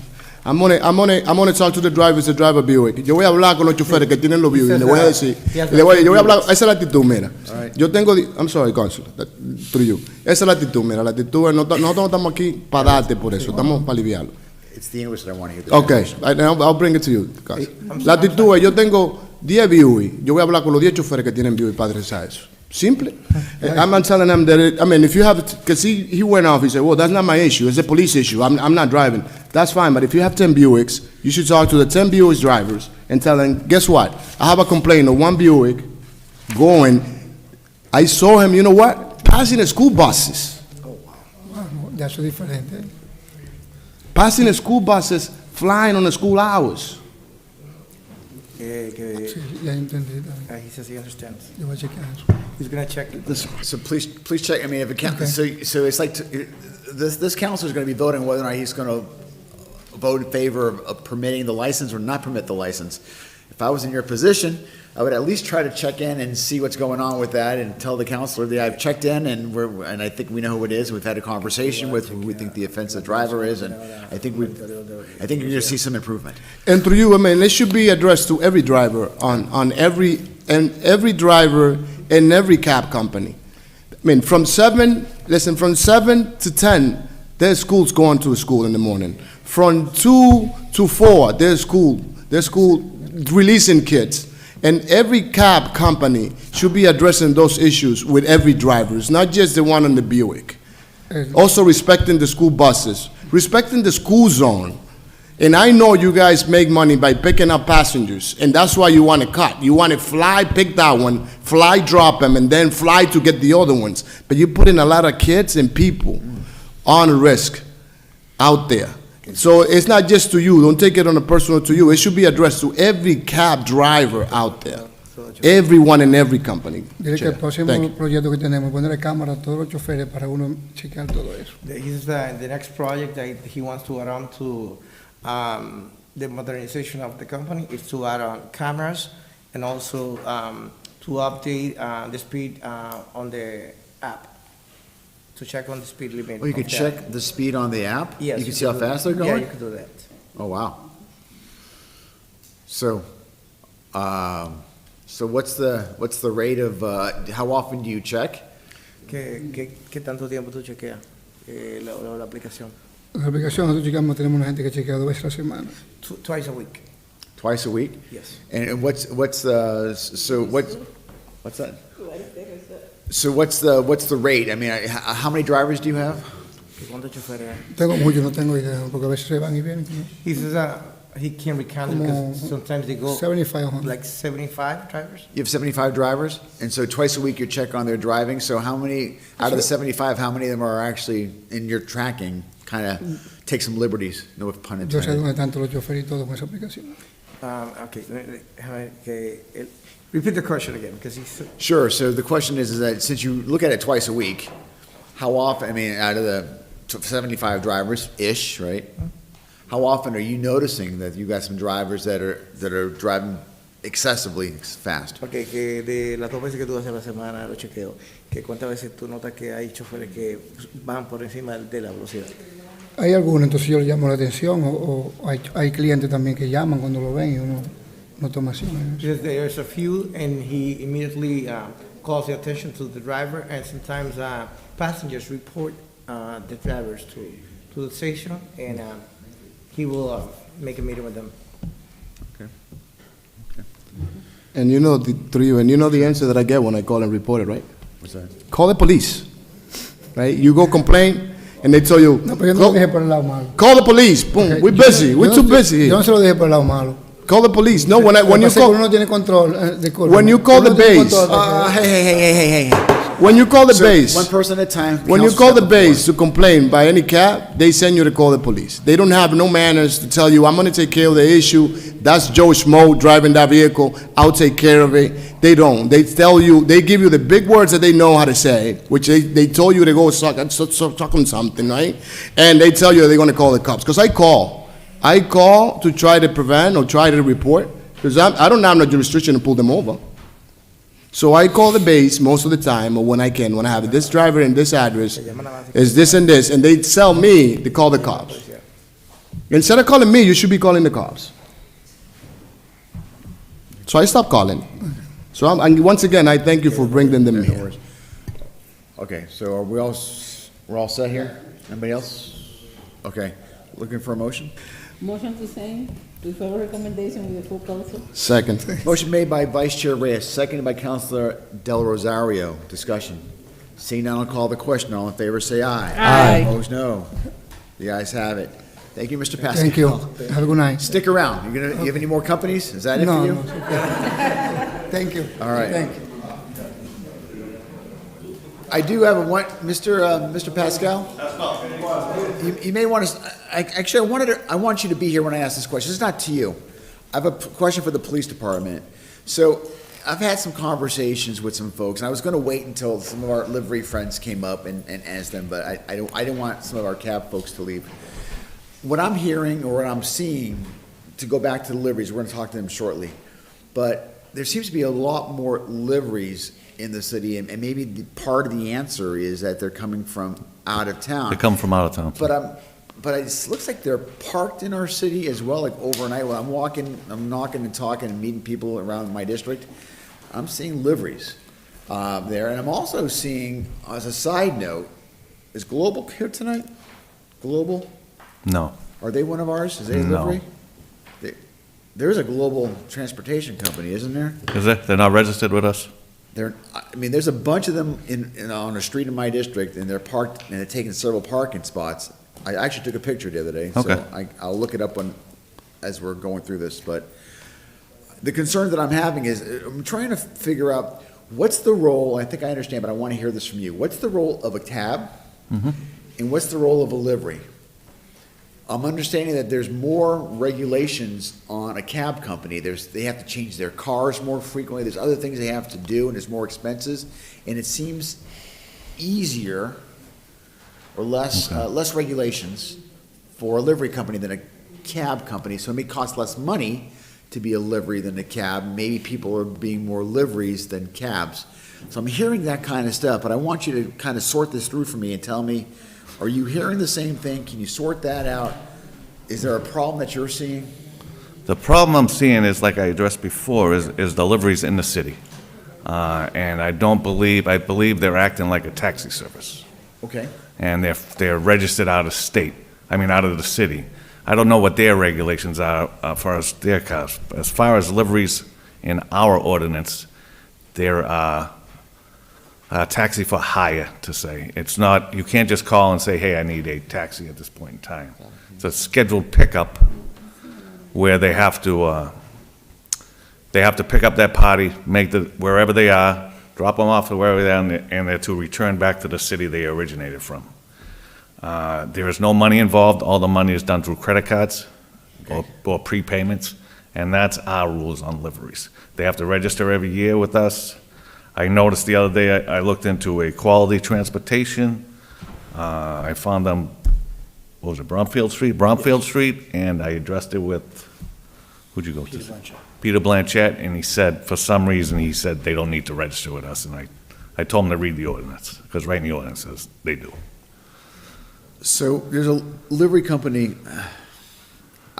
I'm not saying they're unlawful, so if folks are watching this and they're saying, what I want to be very careful on how I say this. There's a company called Global Transportation. Okay. That has livery tags on it that are parked and taking several parking spaces in a very congested part of the district that I represent. Okay. And they're not bad people, but parking is a premium. Are they in Colonial Heights, or? They're not, no, I didn't say that. No, they're not in Colonial Heights. They are in the, I can tell you the rough neighborhood. They are in the Cambridge, Garfield, Falmouth Street area. Okay, on that side. That area. Yeah, okay. Yeah. So, I'll have Detective Hagerty look a research into it, and we'll try to get some plates and see where they're from. so there's 3 or 4, I got pictures of 3 or 4 of their vehicles. Well, just send them to me. They may be doing everything right. I don't want, I don't want to say that they're doing anything wrong, but when I see a livery tag on their plate and they're not here this evening, and you're telling me that liveries have got to be approved by the council, my question is, why aren't they here? Yeah, I didn't know they existed in the city. Okay. The only reason I found quality the other day, I drive, and once I see a livery plate, I'll run it. Yeah. And see if it's out of Lawrence, and then we'll investigate it. Okay. If it's from out of town, Well, there's several of these vehicles with the same company logo Okay. on the thing. So if they're out of town, they're very. they're supposed to not sit in one organized. spot in the city, yeah. And- They're not supposed to be there.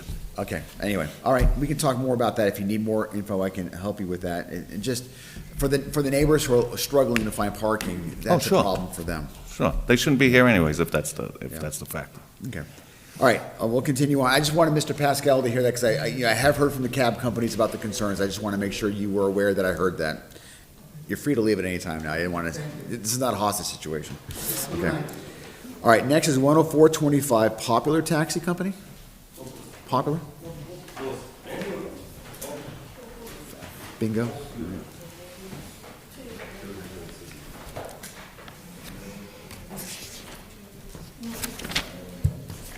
Good evening, gentlemen. Good evening. According to the police department, all your, well, what's that for this? I was about to say, all your paperwork looks like it's here. And there's one page here that nothing is checked off. So I'm gonna. That's just an error by, Council, sometimes the top page isn't always filled out. It's Oh, just- okay. It's just the paper is in order. Okay, The so I packet's in shouldn't, order. I shouldn't rely on that, is what you're telling me. Okay.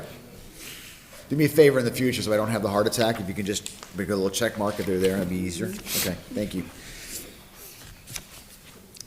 But everything's in order, right? So you've heard everything's in order? Okay. You've heard the discussion we've had. We're not going to go into as much detail. The issue. Let me ask you the question: Do you have a horn, or are you texting people? How do you pick up your fare? Si tiene bocina o hace una aplicación, no, we use the horn. No. You're old-fashioned. I use a base, no application. Communication. No app. No app. It's the call. If the person isn't If you available, get- and you beep the horn, if the person isn't available and you beep the horn, does the base call that person? No, we usually wait. Okay. Yeah, we usually wait. Do you ever call them back? You know No, what I'm saying? no, we don't There's your call. problem. There's your problem. We either wait for some time and we just leave. Sometimes they call us back and we come back. So so let's go through this, because this is a quality of life issue, and I just want to figure out how you deal with this. So somebody calls, I need a cab. You say yes. They say, we need you to be here. You ask them what time or how often, how quickly. Yeah, they How's it usually, come? yeah, usually take like a minute to, because we park in the city, different Sure. part of the city, right? Sure. Let's say like, with different, like for the people for the, this part of the city, we park nearby. The people in South Florence, we park there. So when people call, for, let's say from, Mount Vernon, we already close by, we by Broadway, by South Broadway. Sure. So we take like, let's say for a call, like a minute and a half to get there, Sure. depends. Sure. So it's pretty quick.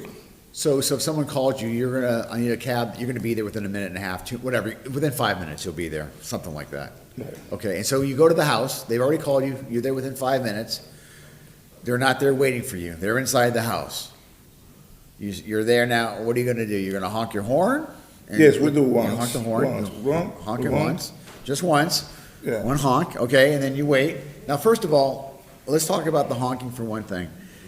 Now, there's been this is more of a police issue. According to the registry of motor vehicles, at least the stuff that I've been able to pick up being on the council for this long, the horn is supposed to be a device that's supposed to be used like for like an emergency purpose. Like if someone is about to hit you or a pedestrian is walking in front of you, you want to call attention, you beep the horn. I'm told that the horn is not supposed to be, a vehicular doorbell. So you're not supposed to be honking the horn and bringing people out. That's not an emergency. So I don't know if our police department follows that guideline. You got a lot of stuff to deal with, but that's my understanding regarding the registry of motor vehicles and their guidelines. I'm not sure if it's a law, but it's a guideline. If they don't come out after you honk once, how long do you wait and do you honk again? Maybe like 30 minutes. That'll be 30 seconds. Okay, wow. 30 seconds, yeah. You wait 30 seconds, and then what happens? We just report that the person is coming out and they just leave. You just take off after 30 seconds-ish. Okay. Have you, again, we do not govern your business practices. So I'm asking you a question. Have you considered using the new technology? Yeah, we look into it, yeah, of course. That's what we do. We're checking on, the pros and cons, and we're thinking about it. That's a new project that we're looking into. This license will not rest on your answer on this because but I would recommend that we find ways to be less intrusive, whatever those ways are, to the people who are, like Mr. Del Rosario here is trying to sleep at 4:30 in the morning. I'm not saying it's your cab company, but we have families, we have young parents, we have babies, we have people working different hours, and just being startled at whether it's 4:30 or 6:30. And even in the middle of the day, even if it's 2 o'clock and you're not laying it, but if you're pressing a horn, there could be some quiet solitude. We already have a lot of noise from radios going through the cars. We've got tons of people, there's lots of crazy stuff going on. I mean, we can talk about the wheelies, that doesn't cause a lot of noise, but it's just one more vehicular thing that's out there that really disrupts the quality of life of our residents. So I would just encourage you to Yeah, of course, yeah. The horn beeping is just more like during the day. At night, we encourage other drivers not to do that because we understand that. Do you also, like the other Mr. Pascal, do you also track your driver's speed? Well, there's no way we can do that. We don't have the app. Okay. So, if people complain, what we do, we call the driver. We advise them not to do that, How many drivers do you have? So, ¿cuánto hay allá? We have like 56 taxi, we have like 100 drivers. 100 drivers and 56, so where are the cars parked? You said they're parked in different locations for Well, speed? that's for waiting for the call when everybody's out working. Sure. And so does everybody own I'm learning, help me understand this. So if you're a taxi cab driver, is that your vehicle that you're driving, or is it the cab company's vehicle? And where do they park the vehicle when they're not working? No, most of the taxi that owned by the people, by the person. Okay.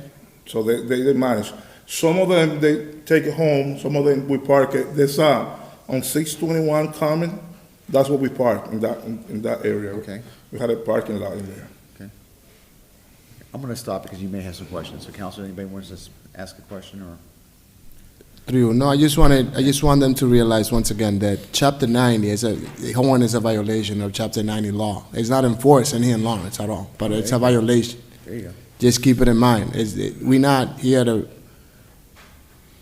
I'm all for it, for the business. You guys work hard, but we need to somehow, again, I've been in the city for 32 years and I haven't seen, what I'm seeing is getting worse. We don't make it better. And the drivers are more aggressive, the drivers are more feisty, and what we love to do, what we love to see with you guys, and I sit down with some of you guys, what I would love to see is get it better. I mean, better language, better way to drive, and I believe the taxi drivers should be respecting the traffic more than the regular driver, because that's your business. And besides putting people at risk, you also putting your business at risk.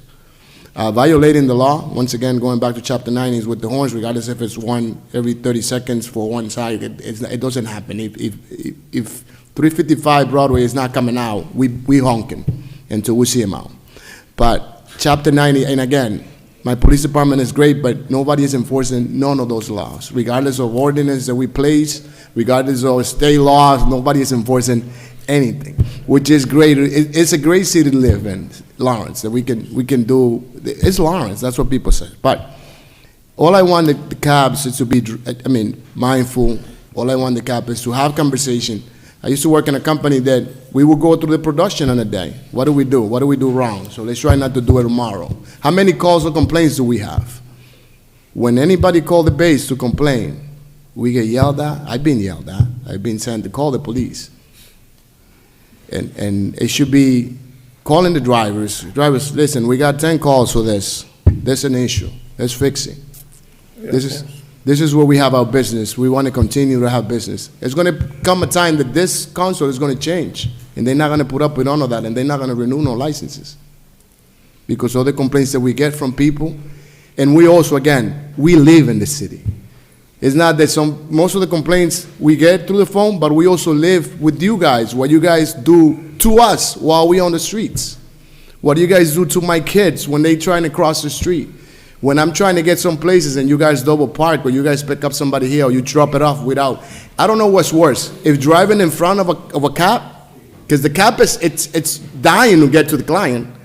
I don't know what's worse, driving in front or driving behind them, because you don't know when they're going to stop to pick up somebody or when they're going to stop to drop off somebody. So I don't know what's worse. And officers, and try to beep the horn on a cab driver. Try it. Once you in your regular clothes, not as a cop, beep the horn when you're behind them, and you see the reaction. Most of them.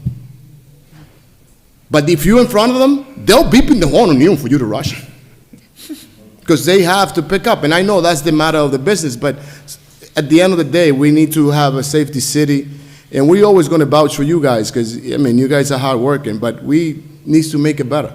More people coming in, there's more people in the city, there's more cars in the city, so there's more risk. So you guys are the seniors here, most of you, like this gentleman, it's been in the city for the longest in taxi. Right. We should create some type of a habit of better driving and better way to drive the taxis on the streets.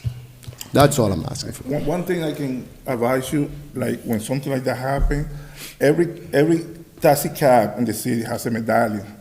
So if you get like the number, and that usually you can report it to the police officer, so he'll know which company and get the complaint to. You know what I mean? It'll be easier for anybody. Right? Looking for a motion. Motion to send to the full council with a favorable recommendation. Second. Motion made by Council Del Rosario, second by Vice Chair Reyes. Discussion? Seeing none, I'll call the question. All in favor, say aye. Aye. Opposed, no. The ayes have it. Thank you, gentlemen. Next Tuesday, please come back. Okay, thank you. Next is Merrimack Taxi Corporation, document number 105. Can I address this? Merrimack, sure. No, Oh, as for the medallions, if you get that number, we have the list at the station, the license plate, everything about it. So if you can just email us the number okay. you get from your constituent, or however you want to do it, and we'll address the issue right away with the company. Through you, Chair. Yeah.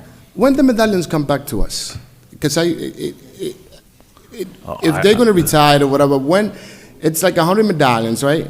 So It's 150. 150. So when do they come back to the city and the city will place them on it? They never come back to the city. I never seen them come back. There's some that avoided, but usually typically, like, Merrimack will own some medallions and give them to their drivers, and they put them on the back, so they'll swap out the car a lot of times. And they have to register, report that to us when they make the change. Is that what you're getting at, or? As far as medallions coming back, I've never seen one come back. And we have a full complement other than maybe two. And again, there's medallions owners that they don't own a taxi company, but they died, and somehow that medallions end up somewhere else. Oh, that's against the law. I heard back in the day, that's me assuming, that whoever owns the medallions needs to drive, and there's people that owns medallions that they don't even have a driver's license. So I don't know if that's true, but those are the complaints. Also, there's some cab driver, they're waiting on a waiting list for medallions, that's saying. So how do we revise all that, and how long the medallions can be in somebody? How long can you own a medallion? They own it for as long as they can in the ordinance. Okay. So, That's a great point. I mean, I've been around for a little while in this council. I can't remember. no. The most I've medallion done, like. being returned and this issuing a new one, which is the point that I think my colleague's looking to make.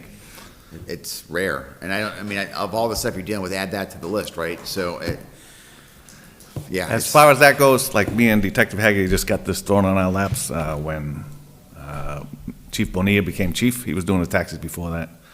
And I usually go to him with questions, and so I'll find out the answers to it. And that's great. Let me put this out there for the drivers or cab owners, they're still there, it's still here. One day I went to park and Market Basket, right? And somehow I don't think it's a taxi driver, I think somebody built something that says taxi on it, right? And they put it in there. So I was gonna grab something pretty quick. So I parked there, and this taxi driver came after me, that's a taxi parking lot. I said it on the radio one time, that's a parking spot. I said, well, I'm gonna go pretty quick. I didn't say who I was, right? I'm gonna go pretty quick, but if Market Basket wants to tow me, they can tow me. And you know what he said? You know how much money I pay for my medallion? And I turn around and say, I know how much a medallion costs. If you pay more than what it costs, it's on you. So that's another thing the cab drivers got to tell whoever's driving that they be careful when they talk to people about how much a medallion costs. Because I know exactly how much a medallion costs. And I could bring hell to that company or whoever the driver was. But I'm not against them. I'm not against them, so it's a business. Let's bring Merrimack up. Are they here? Merrimack? Merrimack. And one more thing, we did a cab inspection in October. Yes. With the state, and they said it was probably the Lawrence cabs were one of the finest cabs they've seen in the area, condition-wise. Oh, really? Yeah. Well, we'll take They said it was a well-run operation. Yeah. And it was due to Detective Hagerty and my team, job. along with all the cab owners and liveries. It's rare that we get that kind of compliment, so Yes, we'll they were we'll very take it where we impressed. can. Yeah. They had just come from Lynn. Oh, well, and then there you they go. came here and they said it was much. Yeah. Taxi down there are horrible. Yeah, Lynn. They're okay. Merrimack, so I think you guys are, all of these, the police department have said that all the paperwork is in, except, and this one right here, I don't see a signature. Is there a signature for you guys on here?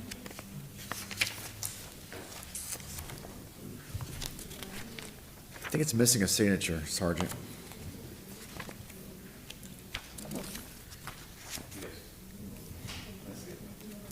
We can cure that. Yes. We can. He's out of town, Virgilio. No, Virgilio no es now. It's in Dominican Republic. He is owner. All right, we are not going to do that, because that is important. They're vouching for that. But we could send this up to the full council, and waiting for that signature would be my recommendation. But, When does he come back? Maybe next week. Okay. Yeah.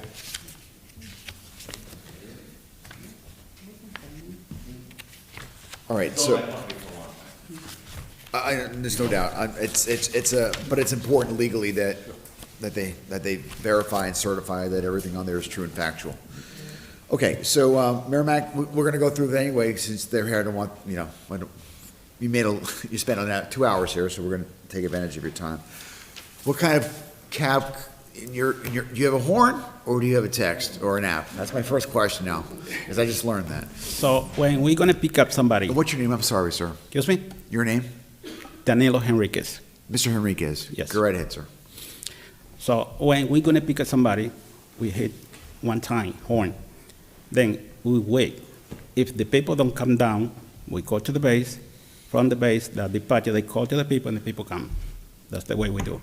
So you have an extra, so unlike the previous one, you have the base calling back and saying, we've got somebody, our cab is waiting for you.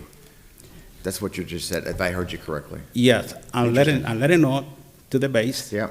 The people don't come down. We Yeah. have like maybe 2 or 3 minutes, possible 5 minutes, and we wait. It's a long time. Nobody come down. We go to the base, and they call the people because the numbers is on the screen. Sure. And they call back and they come.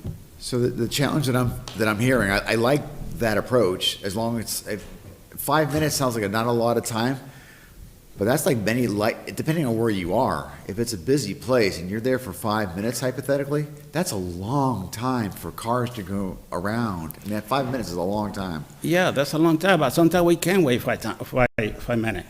We can. But I think the point you're making the point that I agree to, which is, yeah, you can't stay there for 5 minutes. Depending on where you are, if it's a very sleepy, dead-end street, and you want to wait 5 minutes and there's no traffic implications, go for it, right? I don't care. But if it's a busy street, it's morning rush hour, people trying to get to school and work or whatever, you're there for 5 minutes on a busy street, that's not good. Now, in a special time, if we get somebody out to pick up, we can't wait that long. Because maybe we have somebody out in the back, and they say, no, I have to go. So we have to leave. But we call to the dispatcher maybe send somebody out, because the other people we have, they have to go to work. Right. So you heard about the horns. You heard with my colleague who had more information than I did. He cited Chapter 90 as the basis for the anti-honking law. I haven't verified it. I'm going to go at his word that there's a law that says that. The police department clearly, we talked about the double parking in the city, how crazy that is, and especially during busy times. It's hard. It's hard in the busy time, especially. Talk to me a little bit. I haven't asked anybody else because you brought it up. You said that there's going to be other people in the car. So if you pick me up, if I need a ride somewhere, is there going to be somebody else in that car as well that you're driving? Or are you just taking me back to wherever I need to go? No, we usually take more than one.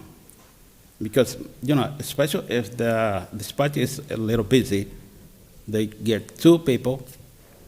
A lot of times it's only 1, but most of the time we try to get 2 people, because we go too far away with 1 people, it's not easy. And go back empty, it's not easy. Colleagues, any questions, comments? Thank you, through you, Chair. Councilor Rosario. Merrimack Taxi, if I'm not mistaken, is the oldest of all the companies that are here right now. Very old. They are the oldest, if I'm not mistaken. So again, I mentioned 3 taxi company when I came to Lawrence, which was Merrimack, Borinquen Taxi, which was a green cap, and the yellow, and the white Diamond. There was the only one. There was the only one. Gotta recognize, like somebody here, one of my colleagues says, gotta recognize that Diamond Taxi was the only company that worked 24 hours. Yeah, only one. The only company that worked 24 hours. But again, you guys should put this sample or how the other companies should be in the city. But we still have the speeding in every car company. We still have some cab drivers with the dirty mouth to anybody that honk the horn on them or tell them to move or whatever. So we need to address those issues to have a better city and a better service. I mean, again, I give it up to you guys. It's not easy to work out there. Also, you don't deal with easy people on an everyday basis. Yeah. And I give it that to you. But we got to create a safety city. And also, any drivers that come in, we need to address them with this is who we are. And you guys should set the sample because you guys are the oldest in the company. In the city, you guys are the oldest. And you're still on Newberry Street, right? If I'm not Newberry, mistaken. still there. They've been there for over Yep. 30 years. So, but I mean, we need to address all those issues, the speeding. I mean, in the morning is when in the morning when the kids are out, in the afternoon when the kids are out, is when they more speed. Because they need to get from point A to point B because somebody is waiting for them. But they don't realize that it's kids out there. There's school buses out there. It's hard. So we just need to address those issues. So I've got the ordinance open, and so I was curious as to my question regarding having previous people in the car. So there is an ordinance that says 5.48.760, taxi cabs previously engaged. No driver of any licensed taxi cab shall pick up or carry any passenger after the taxi cab has been occupied until the first passenger is discharged, unless the first passenger consents. Such prior passengers shall not be obligated or requested to pay extra fare for refusing such consent. So our laws here say that if you're going to do what you did, you have to ask the other person, is it okay if I pick up somebody else? That's what our law says. Yeah, we do it that way. You do it that way? Yeah, we do it that way. Okay, you didn't say that We ask in the them. explanation. We Yeah, ask them okay. to the people. And they say, yeah, okay, I'm not too hurry. Okay. Yeah, and So we do. that's the law. Okay, so you are doing that. Okay. Yep. Good to know. All right. Motion to send on full council with a favorable recommendation. Second. Motion made by Council Del Rosario. Pending Mr. Vigilio's signature. Seconded by Vice Chair Reyes, and it is pending a signature above of the owner. All in favor, say aye. Aye. Opposed, no. The ayes have it. Now, if he doesn't come back in time, I'm going to be making, one of us, if I forget, please help me. We should be making a motion if he doesn't show up in time to table at the full council level, please. So if I don't remember, someone else can help me with that. Thank you. So please have you or somebody else show up with the documentation. Question with that. Yeah. Through you, can he authorize anybody? Is anybody on your guys' part at the police, or has to be him? I'll look into that. I'll review the ordinance and the paperwork here, see if he has any co-people that are with him. Okay, that works. Great. Thank you, sir. Appreciate it. We'll see you next Tuesday.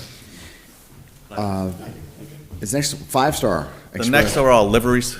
Okay. They're not taxis, they're all hired for reasons like 5 stars, the buses and stuff like that. That's excellent. Let's do a 5-Star. 5-Star Express Transportation? 5-Star, here we go. Speak English? Good evening. I'm trying. Yes, I'm trying. Good evening, sir. Your name? Hector Cordero. Cordero? Yes, Nice sir. to meet you, sir. Nice to meet you. Okay, so you have a livery license. You're the first livery that we're going to be approving this evening, or at least reviewing. So where the cabs, it sounds like they have a centralized location where they park, and then oftentimes they'll park, a driver will take the cab home. In a livery, where are your vehicles? Where do you house your vehicles? We transport people from Lawrence and another city to New York City. We use 15 passenger van and 38 passenger vans and 56. Ooh, big. Okay. Where are they housed? They are based out of the old Giant Glass at the corner of Lowell and Amesboro. Oh, okay. Yeah. All right. All your vehicles are there? Yes. So no one's taking their vehicle home. They stay in that location? They stay in location. Okay. How many drivers do you have? About 16. 16? Yes, sir. And how many, how many vehicles do you have? It should be in this application, shouldn't it? The number of vehicles? I can look it up. 12, I think it's 12 or 13, something.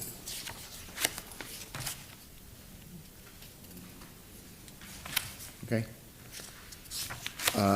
When you're picking up a fare, is that the right terminology, even for a livery company? Yes. Fare? When you're picking up a fare, is it one of those things where is it a horn, and is that an operational, or are they expecting, in your case, they're waiting to be traveled to New York City. Mhm. So I don't think they're gonna need a horn, but I think they all leave out of the location. they don't pick them up? Yeah, they get picked up at home too, right? Do they? Yes, we Yeah, pick up the sometimes, phone. yeah. Yes. They get picked up at home, but they do differently. They call you an hour or two to be ready. We're gonna be there in 15 minutes, and they still beep the horn if you don't come out, but not as bad as the regular cab or Liberty. This is more an exclusive transportation from far away, so they drive from here to New York most of the time, Okay. and from New York back. So it's kind of different. So it's kind of different. They're not rolling on the city all day long. Okay. So so I'm thinking, oftentimes people the residents aren't differentiating between a livery and a cab A to C for hire vehicle, and they're not distinguishing between one or the other. So I'm asking these questions because I'm learning a little as well, so, okay. So, I don't really have any, my earlier question was the one regarding the folks that aren't here. You're doing it the right way, and my concern is other companies, whether they're based somewhere else, and then they're just making Lawrence their place of operations, and they're given the right answer to the police department, and now can't do anything because they're dropping somebody off and heading out, but they may be circling, who knows what they're doing, I have no idea, maybe circumventing having operations here. I don't know why they would do that. Is there a money reason why they would do that? Do we know why? Someone would rather be in Medford or Waltham or someplace else? We investigated a company out of Wilmington, and Wilmington wouldn't cooperate with us.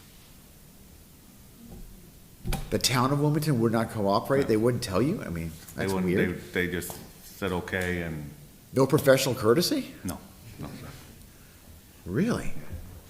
I was not there, but it was when Chief Bonilla was running the taxi service. That's bizarre. Okay. All right, I don't have any questions, really. Motion to send a full council to favorable recommendation. Second. Motion made by Councilman Del Rosario, seconded by Vice Chair Reyes. Discussion. See no discussion, I'll call the question. All in favor, say aye. Aye. Opposed, no. The ayes have it. Please come again on Tuesday night, sir. Thank you. Thank you very much. We did contact the TNC, Transportation, we contacted the mass agency that handles that, and they were able to, they were using like an Uber type of thing, and they were able to shut them down, as for that part. Since we're talking cabs, do you see them interacting? Is a cab also an Uber that's also a Lyft, that's also a Liberty? Do you see like them cross? No, if they cross that line, it's it's a heavy fines by the state. Okay. Uber's taking a lot away from the taxis. I would think so. That's why that one guy with the texting, he's like closer to an Uber. Yeah, exactly. But he's not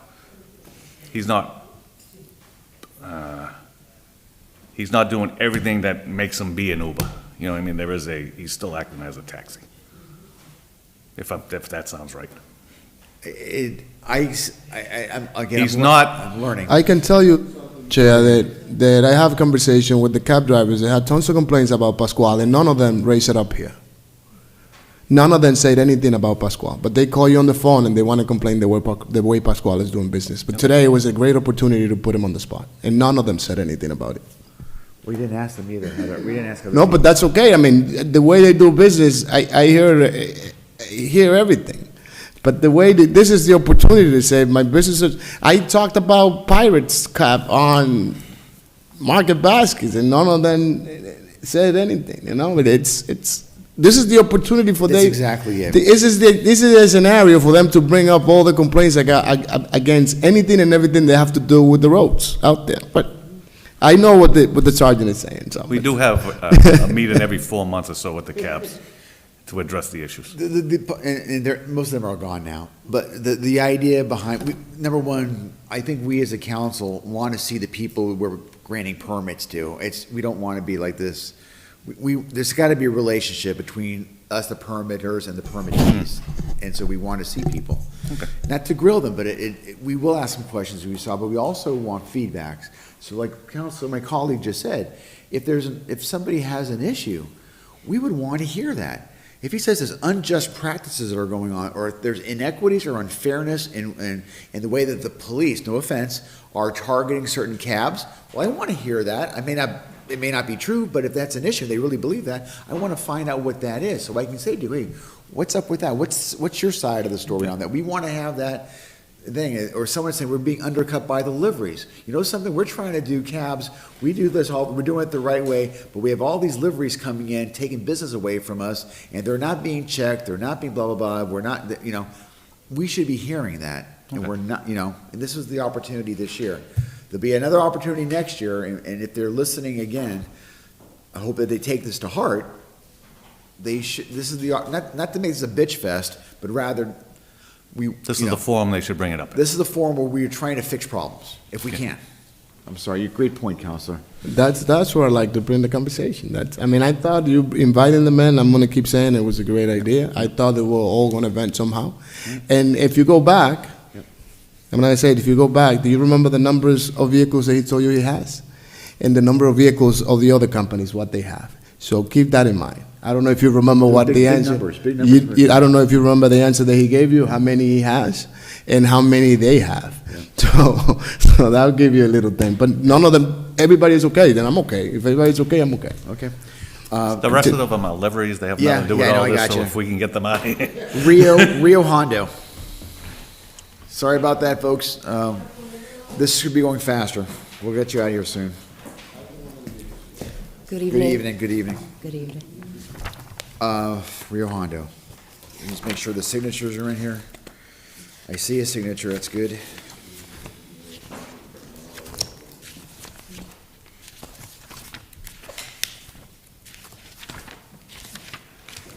Is there anything you want to bring to our attention? Where are you based? Out of Blanchard, 49 Blanchard Street in Lawrence. Blanchard, Yes. thank you. How many vehicles do you have? How many drivers do you have? I have 6 and 6 drivers. And all your vehicles are based at that location, or are they spread throughout the city? So I do bring mine home. I live in Drake, but the other ones are stationed on Merrimack Street in the garage where the bus station is. Okay, I McGovern. rent a spot Yep. there, yeah. Okay. Are people, I'm so confused by this, are you picking up people at their homes, or are they going to your location and you're driving? No, I pick them up at their homes. I Yeah. have a contract with insurance companies Sure. where we use an app and we get the client's information there. We call them before Yeah. we get And I there. should have asked your name. What is your name, ma'am? Oh, I'm sorry, Rosemary Rodriguez. I'm Ms. Rodriguez. Hello. Okay. Am I asking all the questions that I asked? I don't want to, I think I've asked all the same questions, right? Okay, good.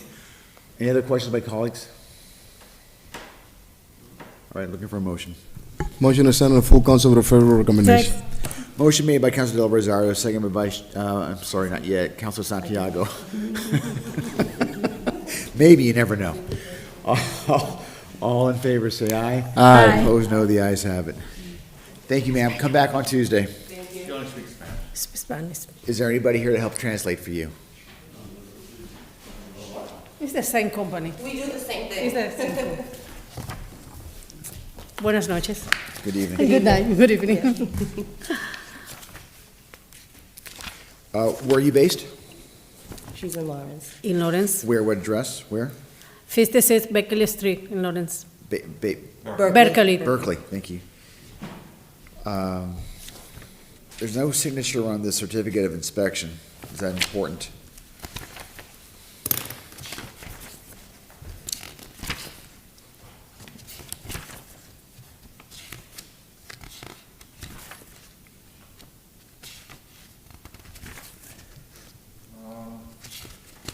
The building official sign. I'm sorry? The same one, the yellow?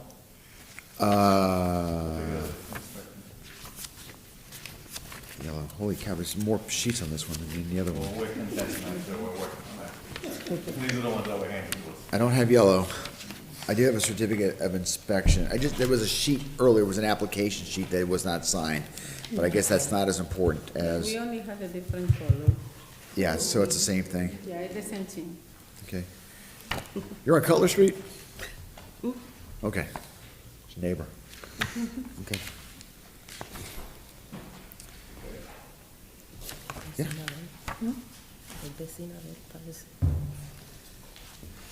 How many, so that asked that question, how many do you have? How many vehicles? How many vehicles? Yes. 7. 7, how many drivers? 8. Okay. Where is most of your business? Is it local, or is it like going to New York, like, out of state? Lower, Haverhill, Boston, Newburyport, Auburn. All right, so you're driving all over the place. You wanna help me out here? Yeah, what they do, according to what I read, what they do is mostly Yes. medical appointments. Yeah. And they work through the insurance, they have a contract through the insurance. The insurance says, Mark LaPlante needs to go to Boston Medical Center. So they Yeah. set them up, information, they go pick you up, and the insurance is the one they pay The them insurance to give go me the into a information. contract. Yeah. Okay. So everything's in order, so I'm good. Any other questions or? Motion to send to the full council with a favorable recommendation. Motion made by Council Del Rosario, seconded by Vice Chair Reyes. Discussion. Seeing none, I'll call the question. All in favor, say aye. Aye. Opposed, no. The ayes have it. Thank you. Thank you.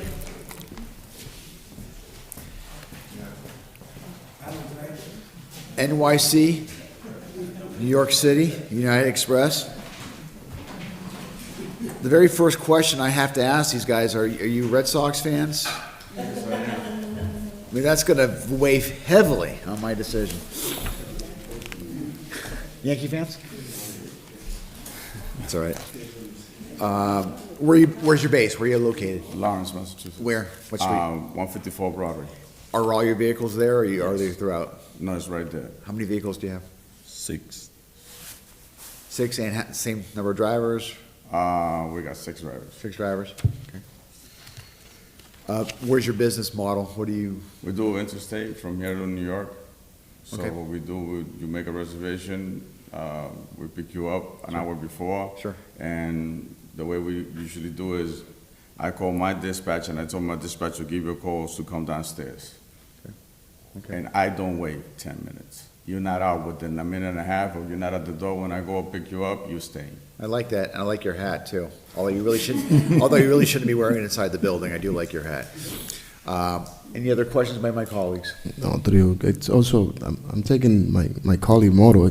Great to recognize that also United, it's one of the oldest transporting people from Lawrence to New York. So they've been based out of Broadway Street for the longest that they've been in the city.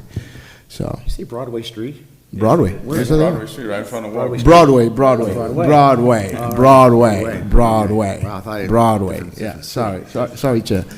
Motion to send to full council with a favorable recommendation. Motion made by Councilman Del Rosario, seconded by Vice Chair Reyes. Discussion. Seeing no discussion, I'll call the question. All in favor, say aye. Aye. Opposed, no. The ayes have it. See you on Tuesday. All right, Thank you. Have a good night. Oh, one thing.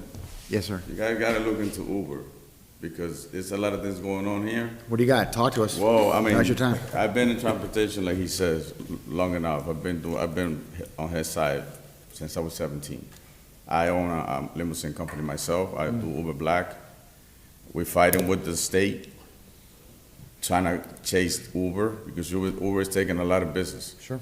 And the first thing Uber does, I guarantee you, Uber is not paying what they're supposed to be paying to the city. What does that mean? What are they supposed to They be paying gotta the pay city? some dues, like every other taxi. Is that right? They have to have a license. It's not true. Well, I'm telling you what I went through on Well, Boston. we Just do with get Boston. money. Okay, that's what Boston does? So no, because for me to pick up a person, I have to go through Massport. And every passenger I pay $32 for every month. The first passengers are free, or not free, but you got to pay that regardless. And then after that, you got to pay $3.22 for each passenger. And with Uber, there is no control. So how do they know? Because my car has a tag. As soon as I go into the parking lot, they know I'm there. So that permit is already running. So I got 45 minutes to turn around, pick up the passenger, and leave. And when I do that 10 times, after that, every time I go, I got to pay. That's the airport. That's the airport. But that's just a sample. I'm just giving you an example. And if we pay for licensing, to pick up a passenger here, why are they allowed to come and because anybody could just open up the app and pick up a car? Who's controlling that?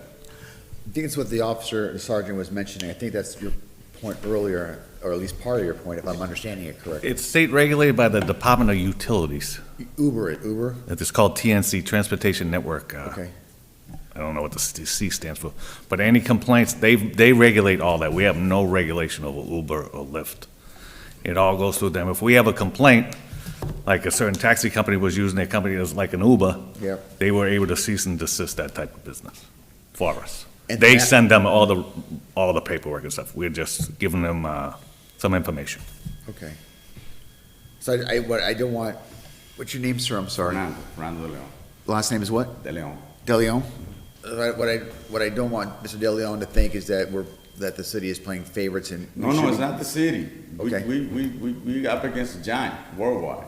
But, Uber and we Lyft, right? just got into a fight with them for $175 million. So New York got them for 230. So I mean, I could talk about. I could come back some other time because I sit down in the city with all of the councilors. I mean, at the state, I was part of the committee.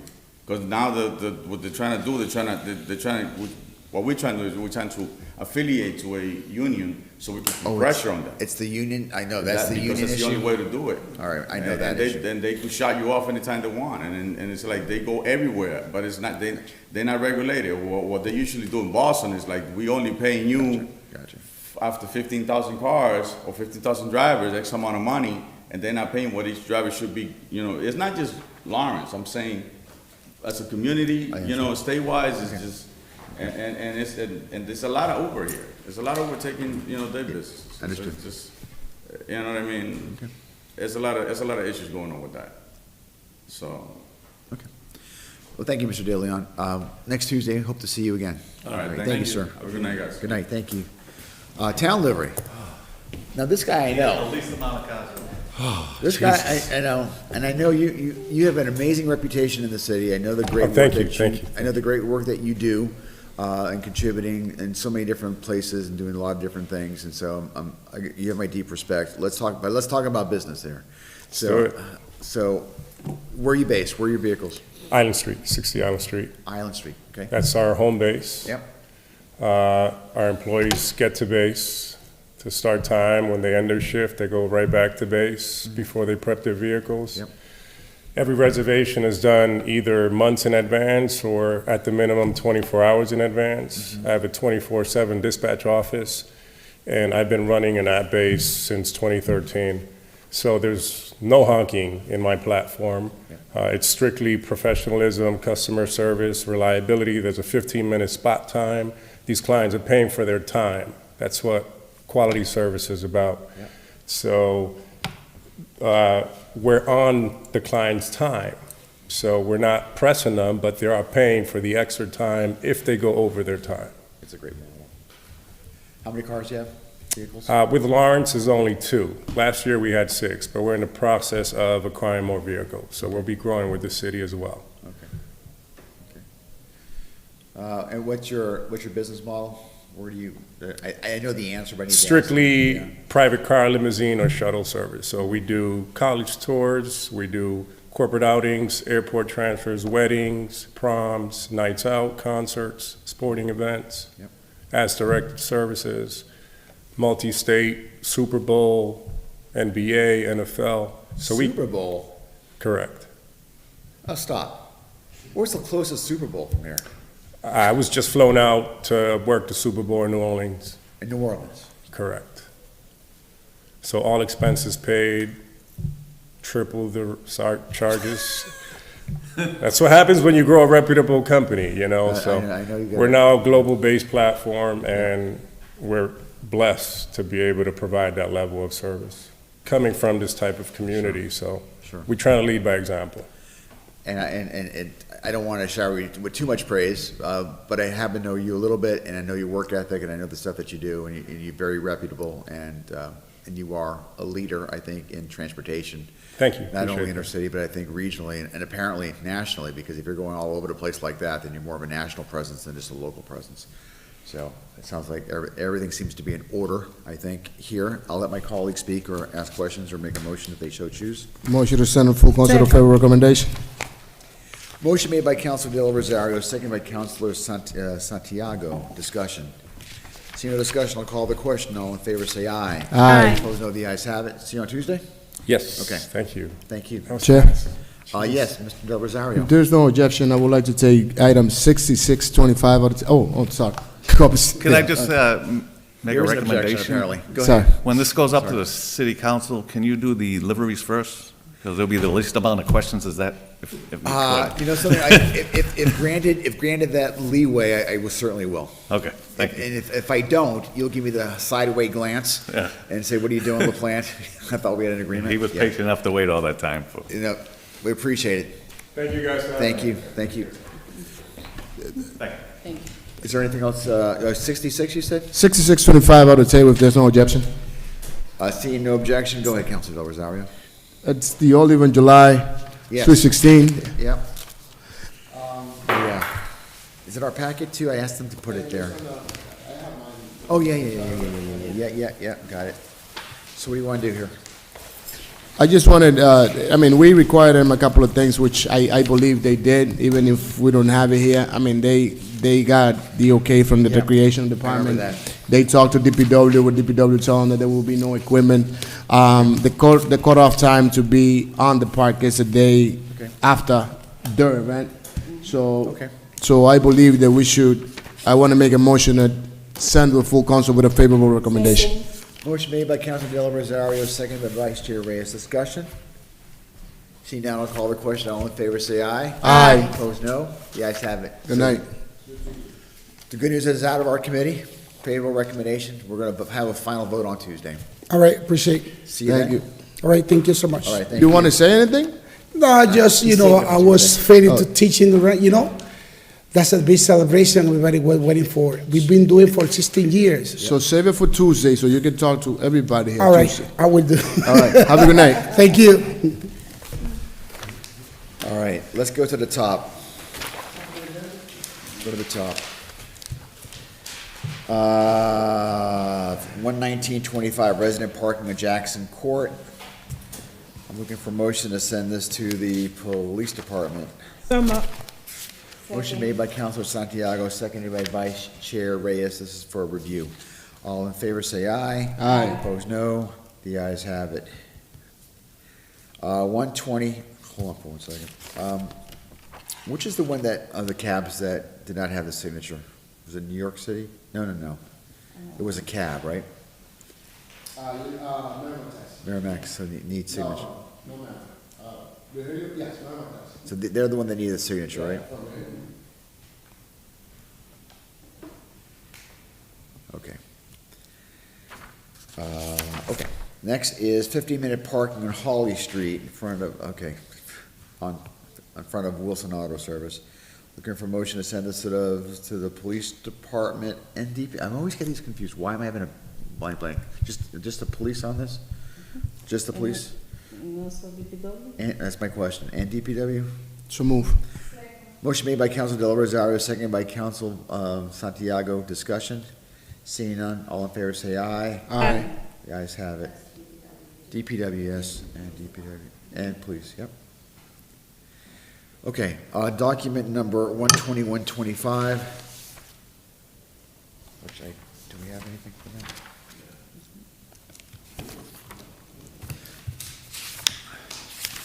We have nothing. Does anybody have anything? I've got some resolutions here. I don't have that one, though. And, we're gonna table, because sometimes she likes to bring them here, so, looking for a motion to table document 12125. There's no, if we had the document, that'd be one thing, we have nothing. Motion made by Councilor Santiago, is there a second? Second. Second by Councilor Del Rosario. All in favor, say aye. Aye. Opposed, no. The ayes have it. The next is, I think we have this one, right? Nope. Resolution honoring Marisol Almanzar? How did I pronounce that? Almanzar? I say it right? Polanco. We have no documentation. I have nothing on that. I'm looking for a motion to table and inform Councilor, the Vice President, that she should at least give us something. Is there a motion? Motion to table item 12225. Motion to table made by Councilor Santiago. Is there a second? Second. Second by Councilor Del Rosario. All in favor, say aye. Aye. Opposed, no. The ayes have it. Child care parking, 336 Walnut Street. Council, you want to make this motion? You want to make, who's going to make the motion? I don't care. Yeah, I can do the Well, let's hear it. Someone make a motion. Motion to send for this police department and DPW, Motion to send the document to DPW. the item 12325. Gotcha. And that's a child care parking at 336 Walnut Street. Second. Motion's been made by Councilor Santiago, seconded by by Councilor Del Rosario. Discussion. See none, I'll call the question. All in favor, say aye. Aye. The ayes have it. Opposed, no. The ayes have it. 12425. Handicap parking, 343 South Broadway. Councilor, you want to make the motion? Yeah, motion to Second. police department, DPW. Motion to send the police department and DPW is made by the vice chair. Is there a second? Seconded by Councilor Del Rosario. Discussion. Seeing none, I'll call the question. All in favor, say aye. Aye. Opposed, no. The ayes have it. No parking on 50 Willow Street. Looking for a motion? To send for the DPW and police department, item 12525. Do we want to go, no parking, do we send those to the DPW? Or just the police on that one?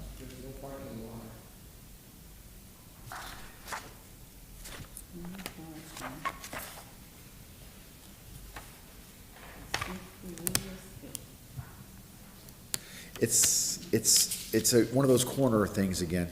I'm reading the letter. I think, the no parking is through DPW. It's near their driveway. She has a picture of a vehicle that is somewhat impeding getting out of her driveway. To her credit, she says the yellow markings on the corner of the lot do not seem to be effective in preventing improper parking or maintaining sufficient clearance for maneuvering. The only thing that I would add to that, and I don't want to see another law on this, is I would love to see, before we get to that law, is for the DPW to put a sign. I find a sign that says no parking from here to the driveway far more effective in my experience. Far more effective, and we don't need to pass a law for that and do a public hearing and yada yada. So that's what I would like to see happen here, rather than a law. Because once we start doing this, we're gonna have driveways, they're all over the city, people are gonna, I'd rather have a sign, and we don't need an ordinance, so DPW can just do it. That's my thought. So I'll wait for a motion. For what purpose? For what purpose?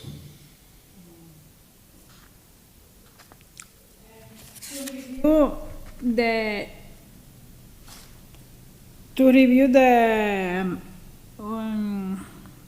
feed, because they're supposed to have the feed, no parking here to corner. Did you want to put a sign, or do you want to go with an ordinance? And just to put it the sign, but review the feed, because there are the ordinance to put it, the DPW have the authority, and they say how many feet the no parking have to be to the corner or to the driveway. So my question, I'm having this as a conversation. So my question is, I think there's already an ordinance, or there's already language that says that you cannot impede, and there needs to be some sort of space. I forget the amount of feet between the It is driveway. 9 feet. You've done this research, so is it 9 feet? So we know the answer, right? So wouldn't it be better if we just asked them to put the sign up at the proper place? Wouldn't that be the proper motion then? So is your motion then to ask DPW to put a proper signage next to the driveway? Yeah, the proper language with the feet. Okay. So is a motion to send correspondence to the DPW requesting that they place proper signage at this driveway intersection, and we can send them the packet? Can we give this to them? Do you need this, or do you have it? You have it? And then we can send it up to the full council with a recommendation to withdraw? So So it's a big motion. All right, it's a motion to instruct DPW, and then withdraw it. Is there a second to the motion?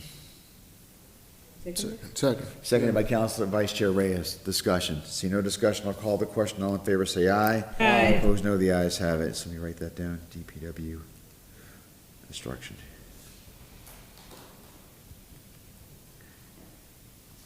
Document 12625, removal handicap parking at 108 Lexington Street. Is there a motion?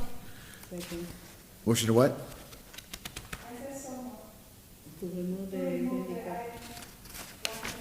So you want to send this up to the full council, order a public hearing? This is removing.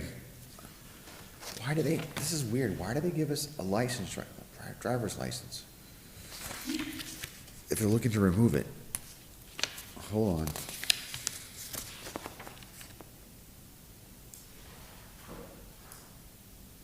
Okay. Maybe she's giving us a new address. So where is this? Look, this is at 108 Lexington Street?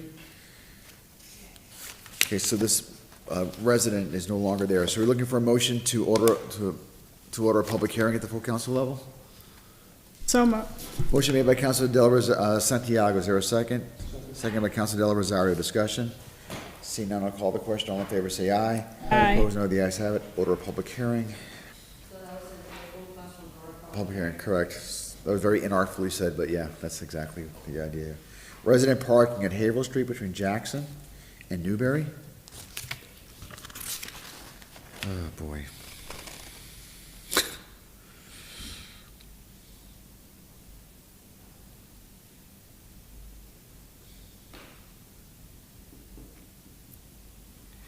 On something like this, councilors, there was a time where we actually had the residents show up.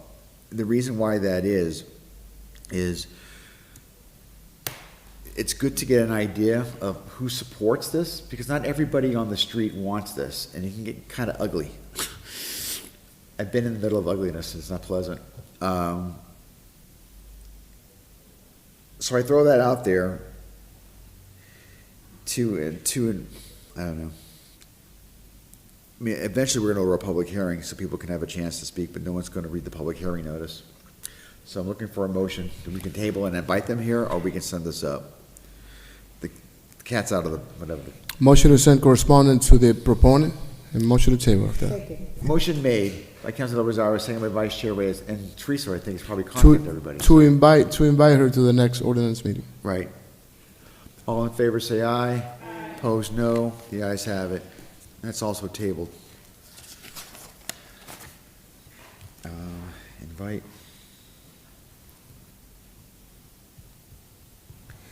Next one is the 1-year anniversary of the celebration. Use of Camping Union Common. They're not here.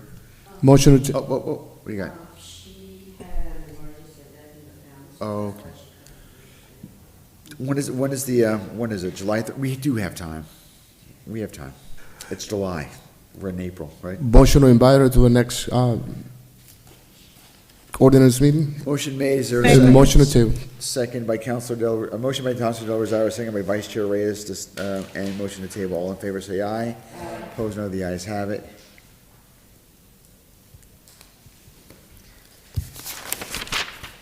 Document number 133, stop sign at Crescent Street.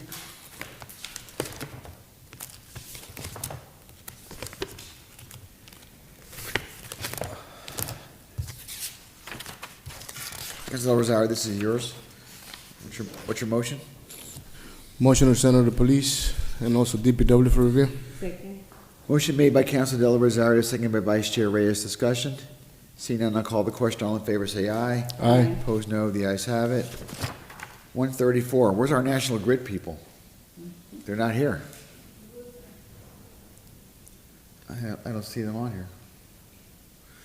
Do you want to table 13425? Motion to table. Second. Motion to table is made by Councilor Santiago, second by Vice Chair Reyes. All in favor, say aye. Aye. Opposed, no. The ayes have it. 13525, relocate 2 JO poles on Amesbury Street. Motion to Motion to table, Councilor Second. Santiago, second by Councilor Del Rosario. All in favor, say aye. Aye. Opposed, no. The ayes have it. 13625, handicap parking at 49 Bradford Street.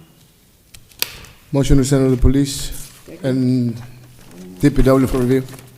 There's a Second. motion, it's seconded. On this one right here, there's, usually we get like more stuff, like the handicap placard, there's nothing in here. Yeah, she has everything in order. She does? It's not in our packet if it is. 136, right? Yeah. So she just needs to make sure, we will send it to the police department, but she needs to get that stuff over. Yeah. Okay, motion's been made and properly second. All in favor say aye. Aye. Opposed, no. The ayes have it. That was just the police department or police and DPW? Got it. All right, 13925, we have documents with us. Did I miss 137? I'm sorry. That's the one. Sorry. Council, 13725, ordinance proposal to prohibit school buses from parking on residential street. Council Del Rosario, go ahead. Thank you, through you, Chair. I know you want to avoid that because we had a conversation about it, but I know there's an ordinance already in place, but we need to do some type of update to that ordinance. What I read the ordinance, it says certain streets. Can we talk a little bit about what it is? 'Cause my colleagues may not know what you're trying to do here. Yeah, I mean, I'm trying to, we already have an ordinance that prohibit school buses to park on the street when they're not in service, basically, when they're not picking up kids or dropping off kids. What I see drivers do for their own convenience, they not mandate to take those vehicles home, but they take it home for their own convenience, and when they park on the streets, with all this parking chaos that we have, they'll take parking spot for our constituents and our residents.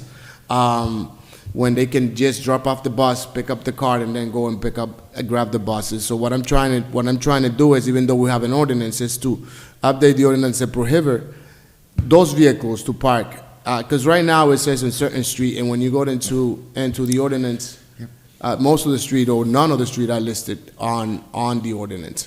So that ordinance should read that they shouldn't park on our street. Because it's also, like I said, an ordinance of 10,000 pounds. But I want to go further into that. I would like to prohibit school buses plates and also pupils plates, which it's part of that. If you go to places near where the elderly lives, there's buses parked. And the elderlies have an issue to cross. I mean, they can't see around it. It's dangerous. Also, when you see two buses parked side to side, they narrow our streets. Besides, also, you lose. When two buses are parked, you lose almost 10 cars parking spot for two buses that you park there. So there's an ordinance in place. We just need to update the ordinance and prohibit them to park when they're not in service. If they picking up kids, that's fine. They dropping off kids on those school hours or special field trips, that's fine. But when they're not in service, they shouldn't be parked on our streets. And again, if you go to the small pop and mop shops, which they have small buses and the little companies, they all have parking spots. It's this big, huge company that we all know the name, is they allowing the drivers to park the cars on the streets, or they take the buses to the streets. I can name you a couple of bus companies, they're small, from our city, and they have parking, and they bring the buses back to their parking spot. Charter school have Ramon Transportation, Ramon pick up the kids, drop them off, and go and park on the charter school premises. Ruth Transportation, that lady has a parking spot on her house, she take the bus back to her house. I can name the company if that's okay. The huge company around the area is NRT. When you drive around, you have all those buses parked. Nothing against the company, it's just the issue that we have with parking and also the dangers that brings to our city. So we need to take that in consideration. There's already an ordinance in place. Yeah. Again, it's not being enforced. So we need to bring that to their attention, either if it's to the company, and also recheck that ordinance and make the name of the streets or make all our streets for them not to park on the streets. We're struggling with parking, and every time you park a bus, you lose 2 or 3 parking spots, and those buses are parked in residential area. So, Counselor, yeah, I thought I saw something where the city attorney drafted something.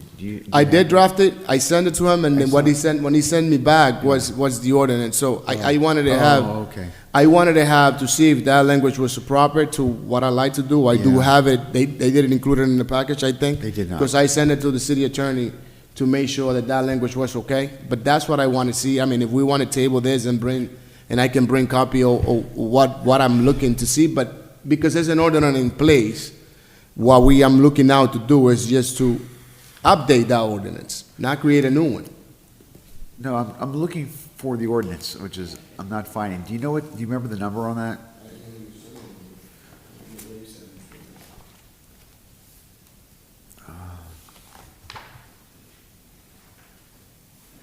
Commercial vehicles are prohibited at all times. There's an ordinance for that, only on Mason Street, that's weird, and on Temple Street. So that's commercial vehicles. I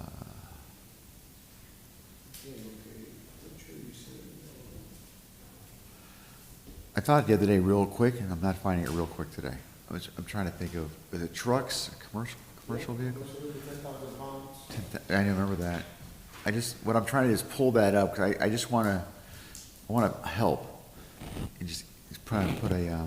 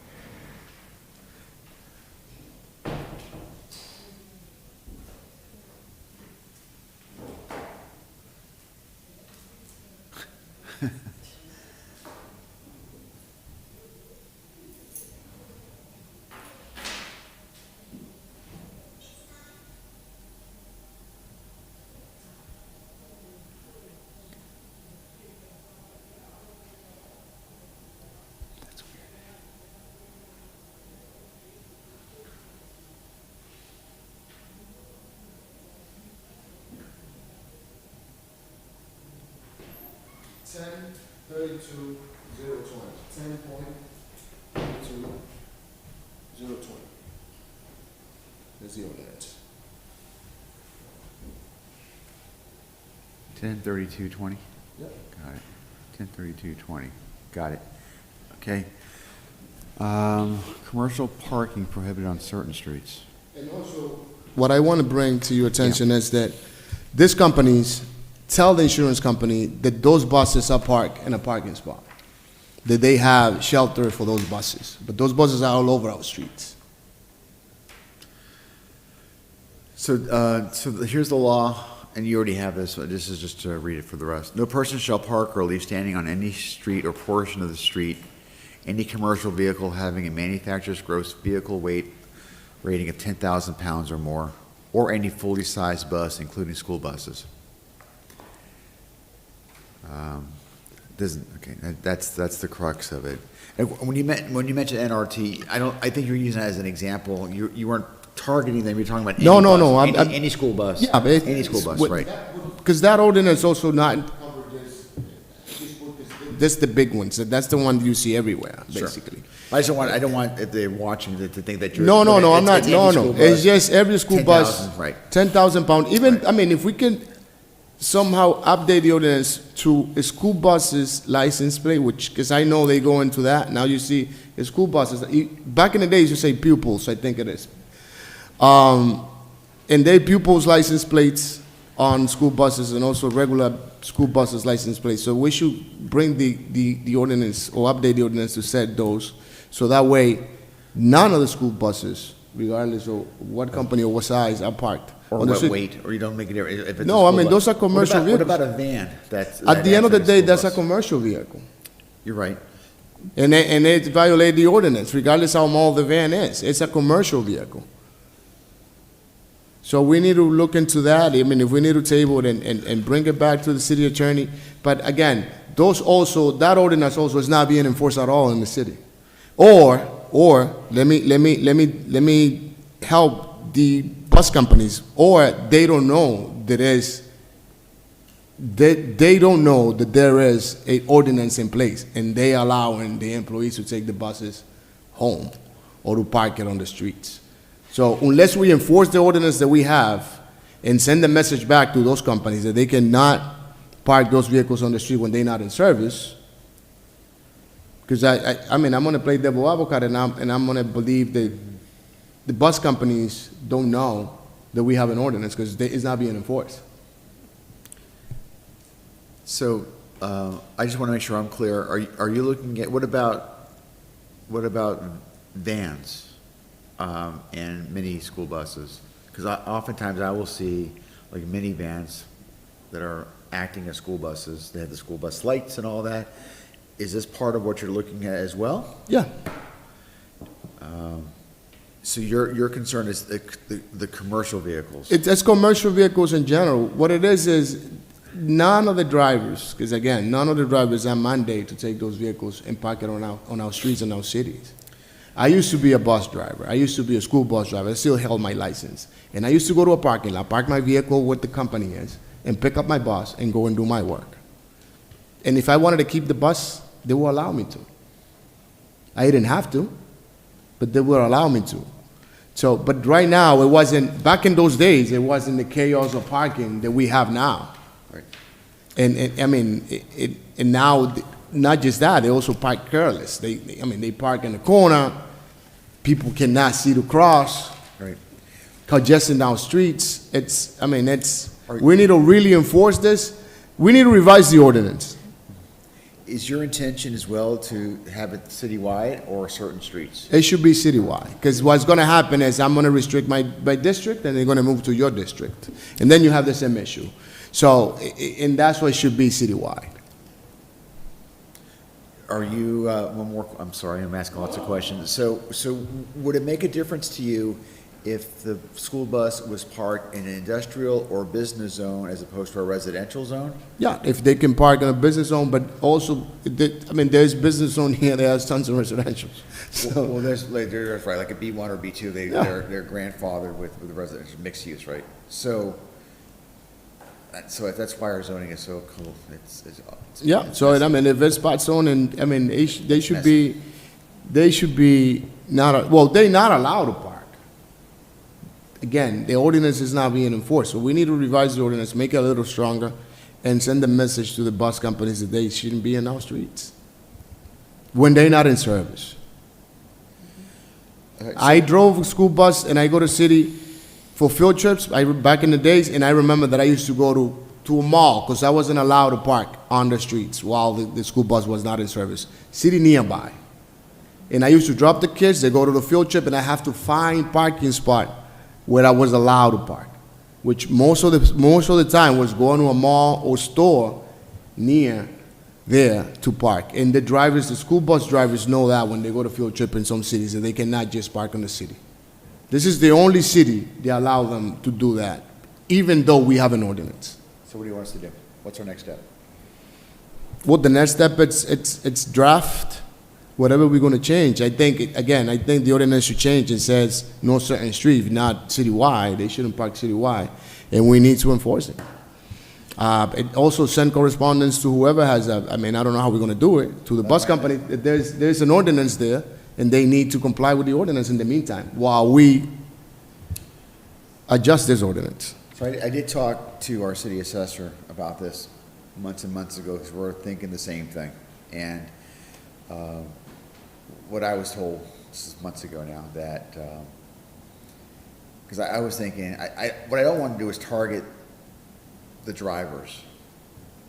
It's the company that's, not the company you mentioned, but any company, the companies, they should be knowing better.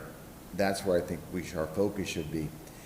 But there's nothing, as you said, unlawful right now for them if it's under 10,000. And so, and I said, why would any of those companies allow for that to take place? Because the insurance cost in Lawrence is it's higher than oftentimes someplace else.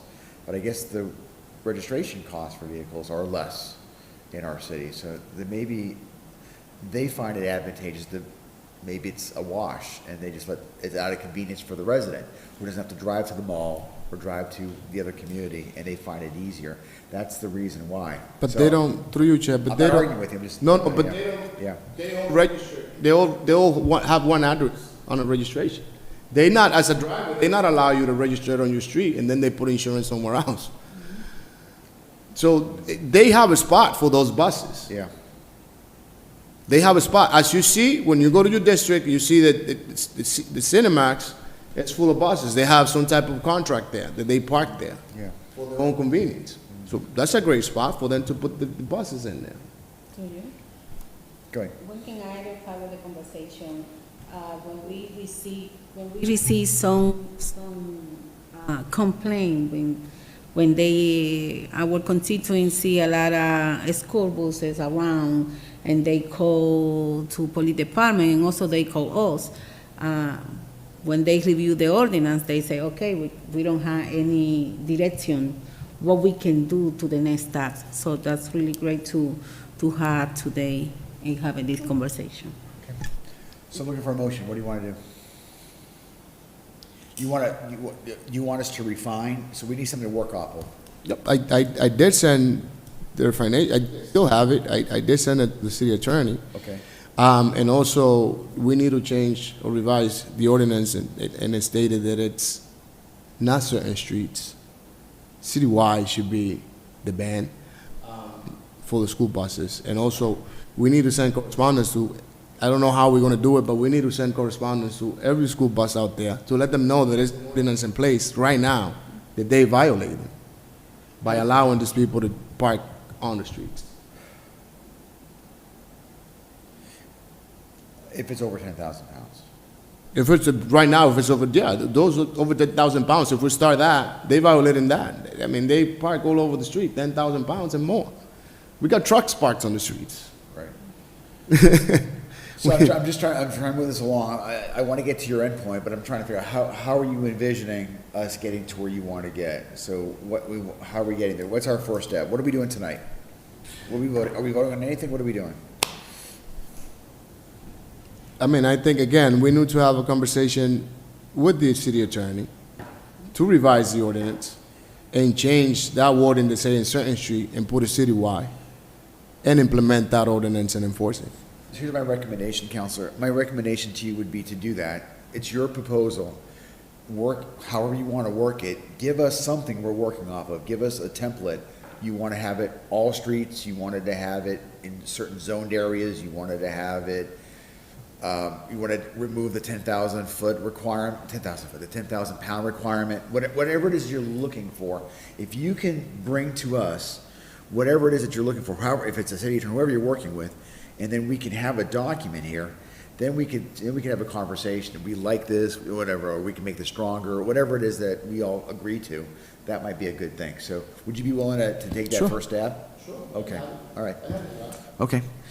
So in that case, why don't we make a motion, we'll take it up whenever you're ready, we'll make a motion to table tonight, and then whenever you bring it up, we'll have a Sure, conversation. motion to table. Motion made by Councilor Del Rosario, second by Vice Chair Reyes. All in favor, say aye. Aye. Opposed, no. The ayes have it. Okay, next, now, these items. Document 139. This is a resolution, this is a template resolution. Let me see here. Okay, so, this is pretty self-explanatory. I feel comfortable sending this up as is. We don't have the students' names, but I think we all know whoever it is that they're going to get, somebody's got these names, so. Motion to send docket 13925 to full council with favorable recommendation. Motion made by Councilor Del Rosario, seconded by jeez Louise, second, I'm getting tired. Seconded by Councilor Santiago. Discussion. See no discussion.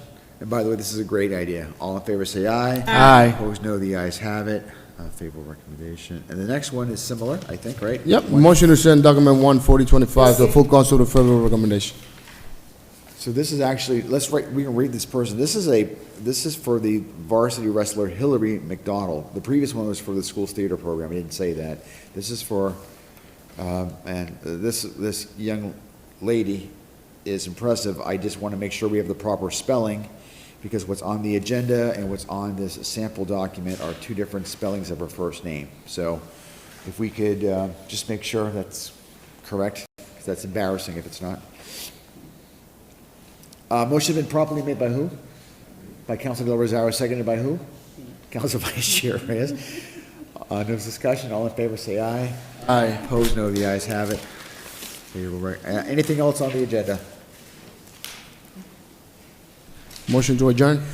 Motion made by Council Del Rosario, seconded by Vice Chair Reyes. Discussion, seeing none, all in favor say aye. Aye. Opposed, no, the ayes have it. Thank you. Oh, my God, yeah, this is way too.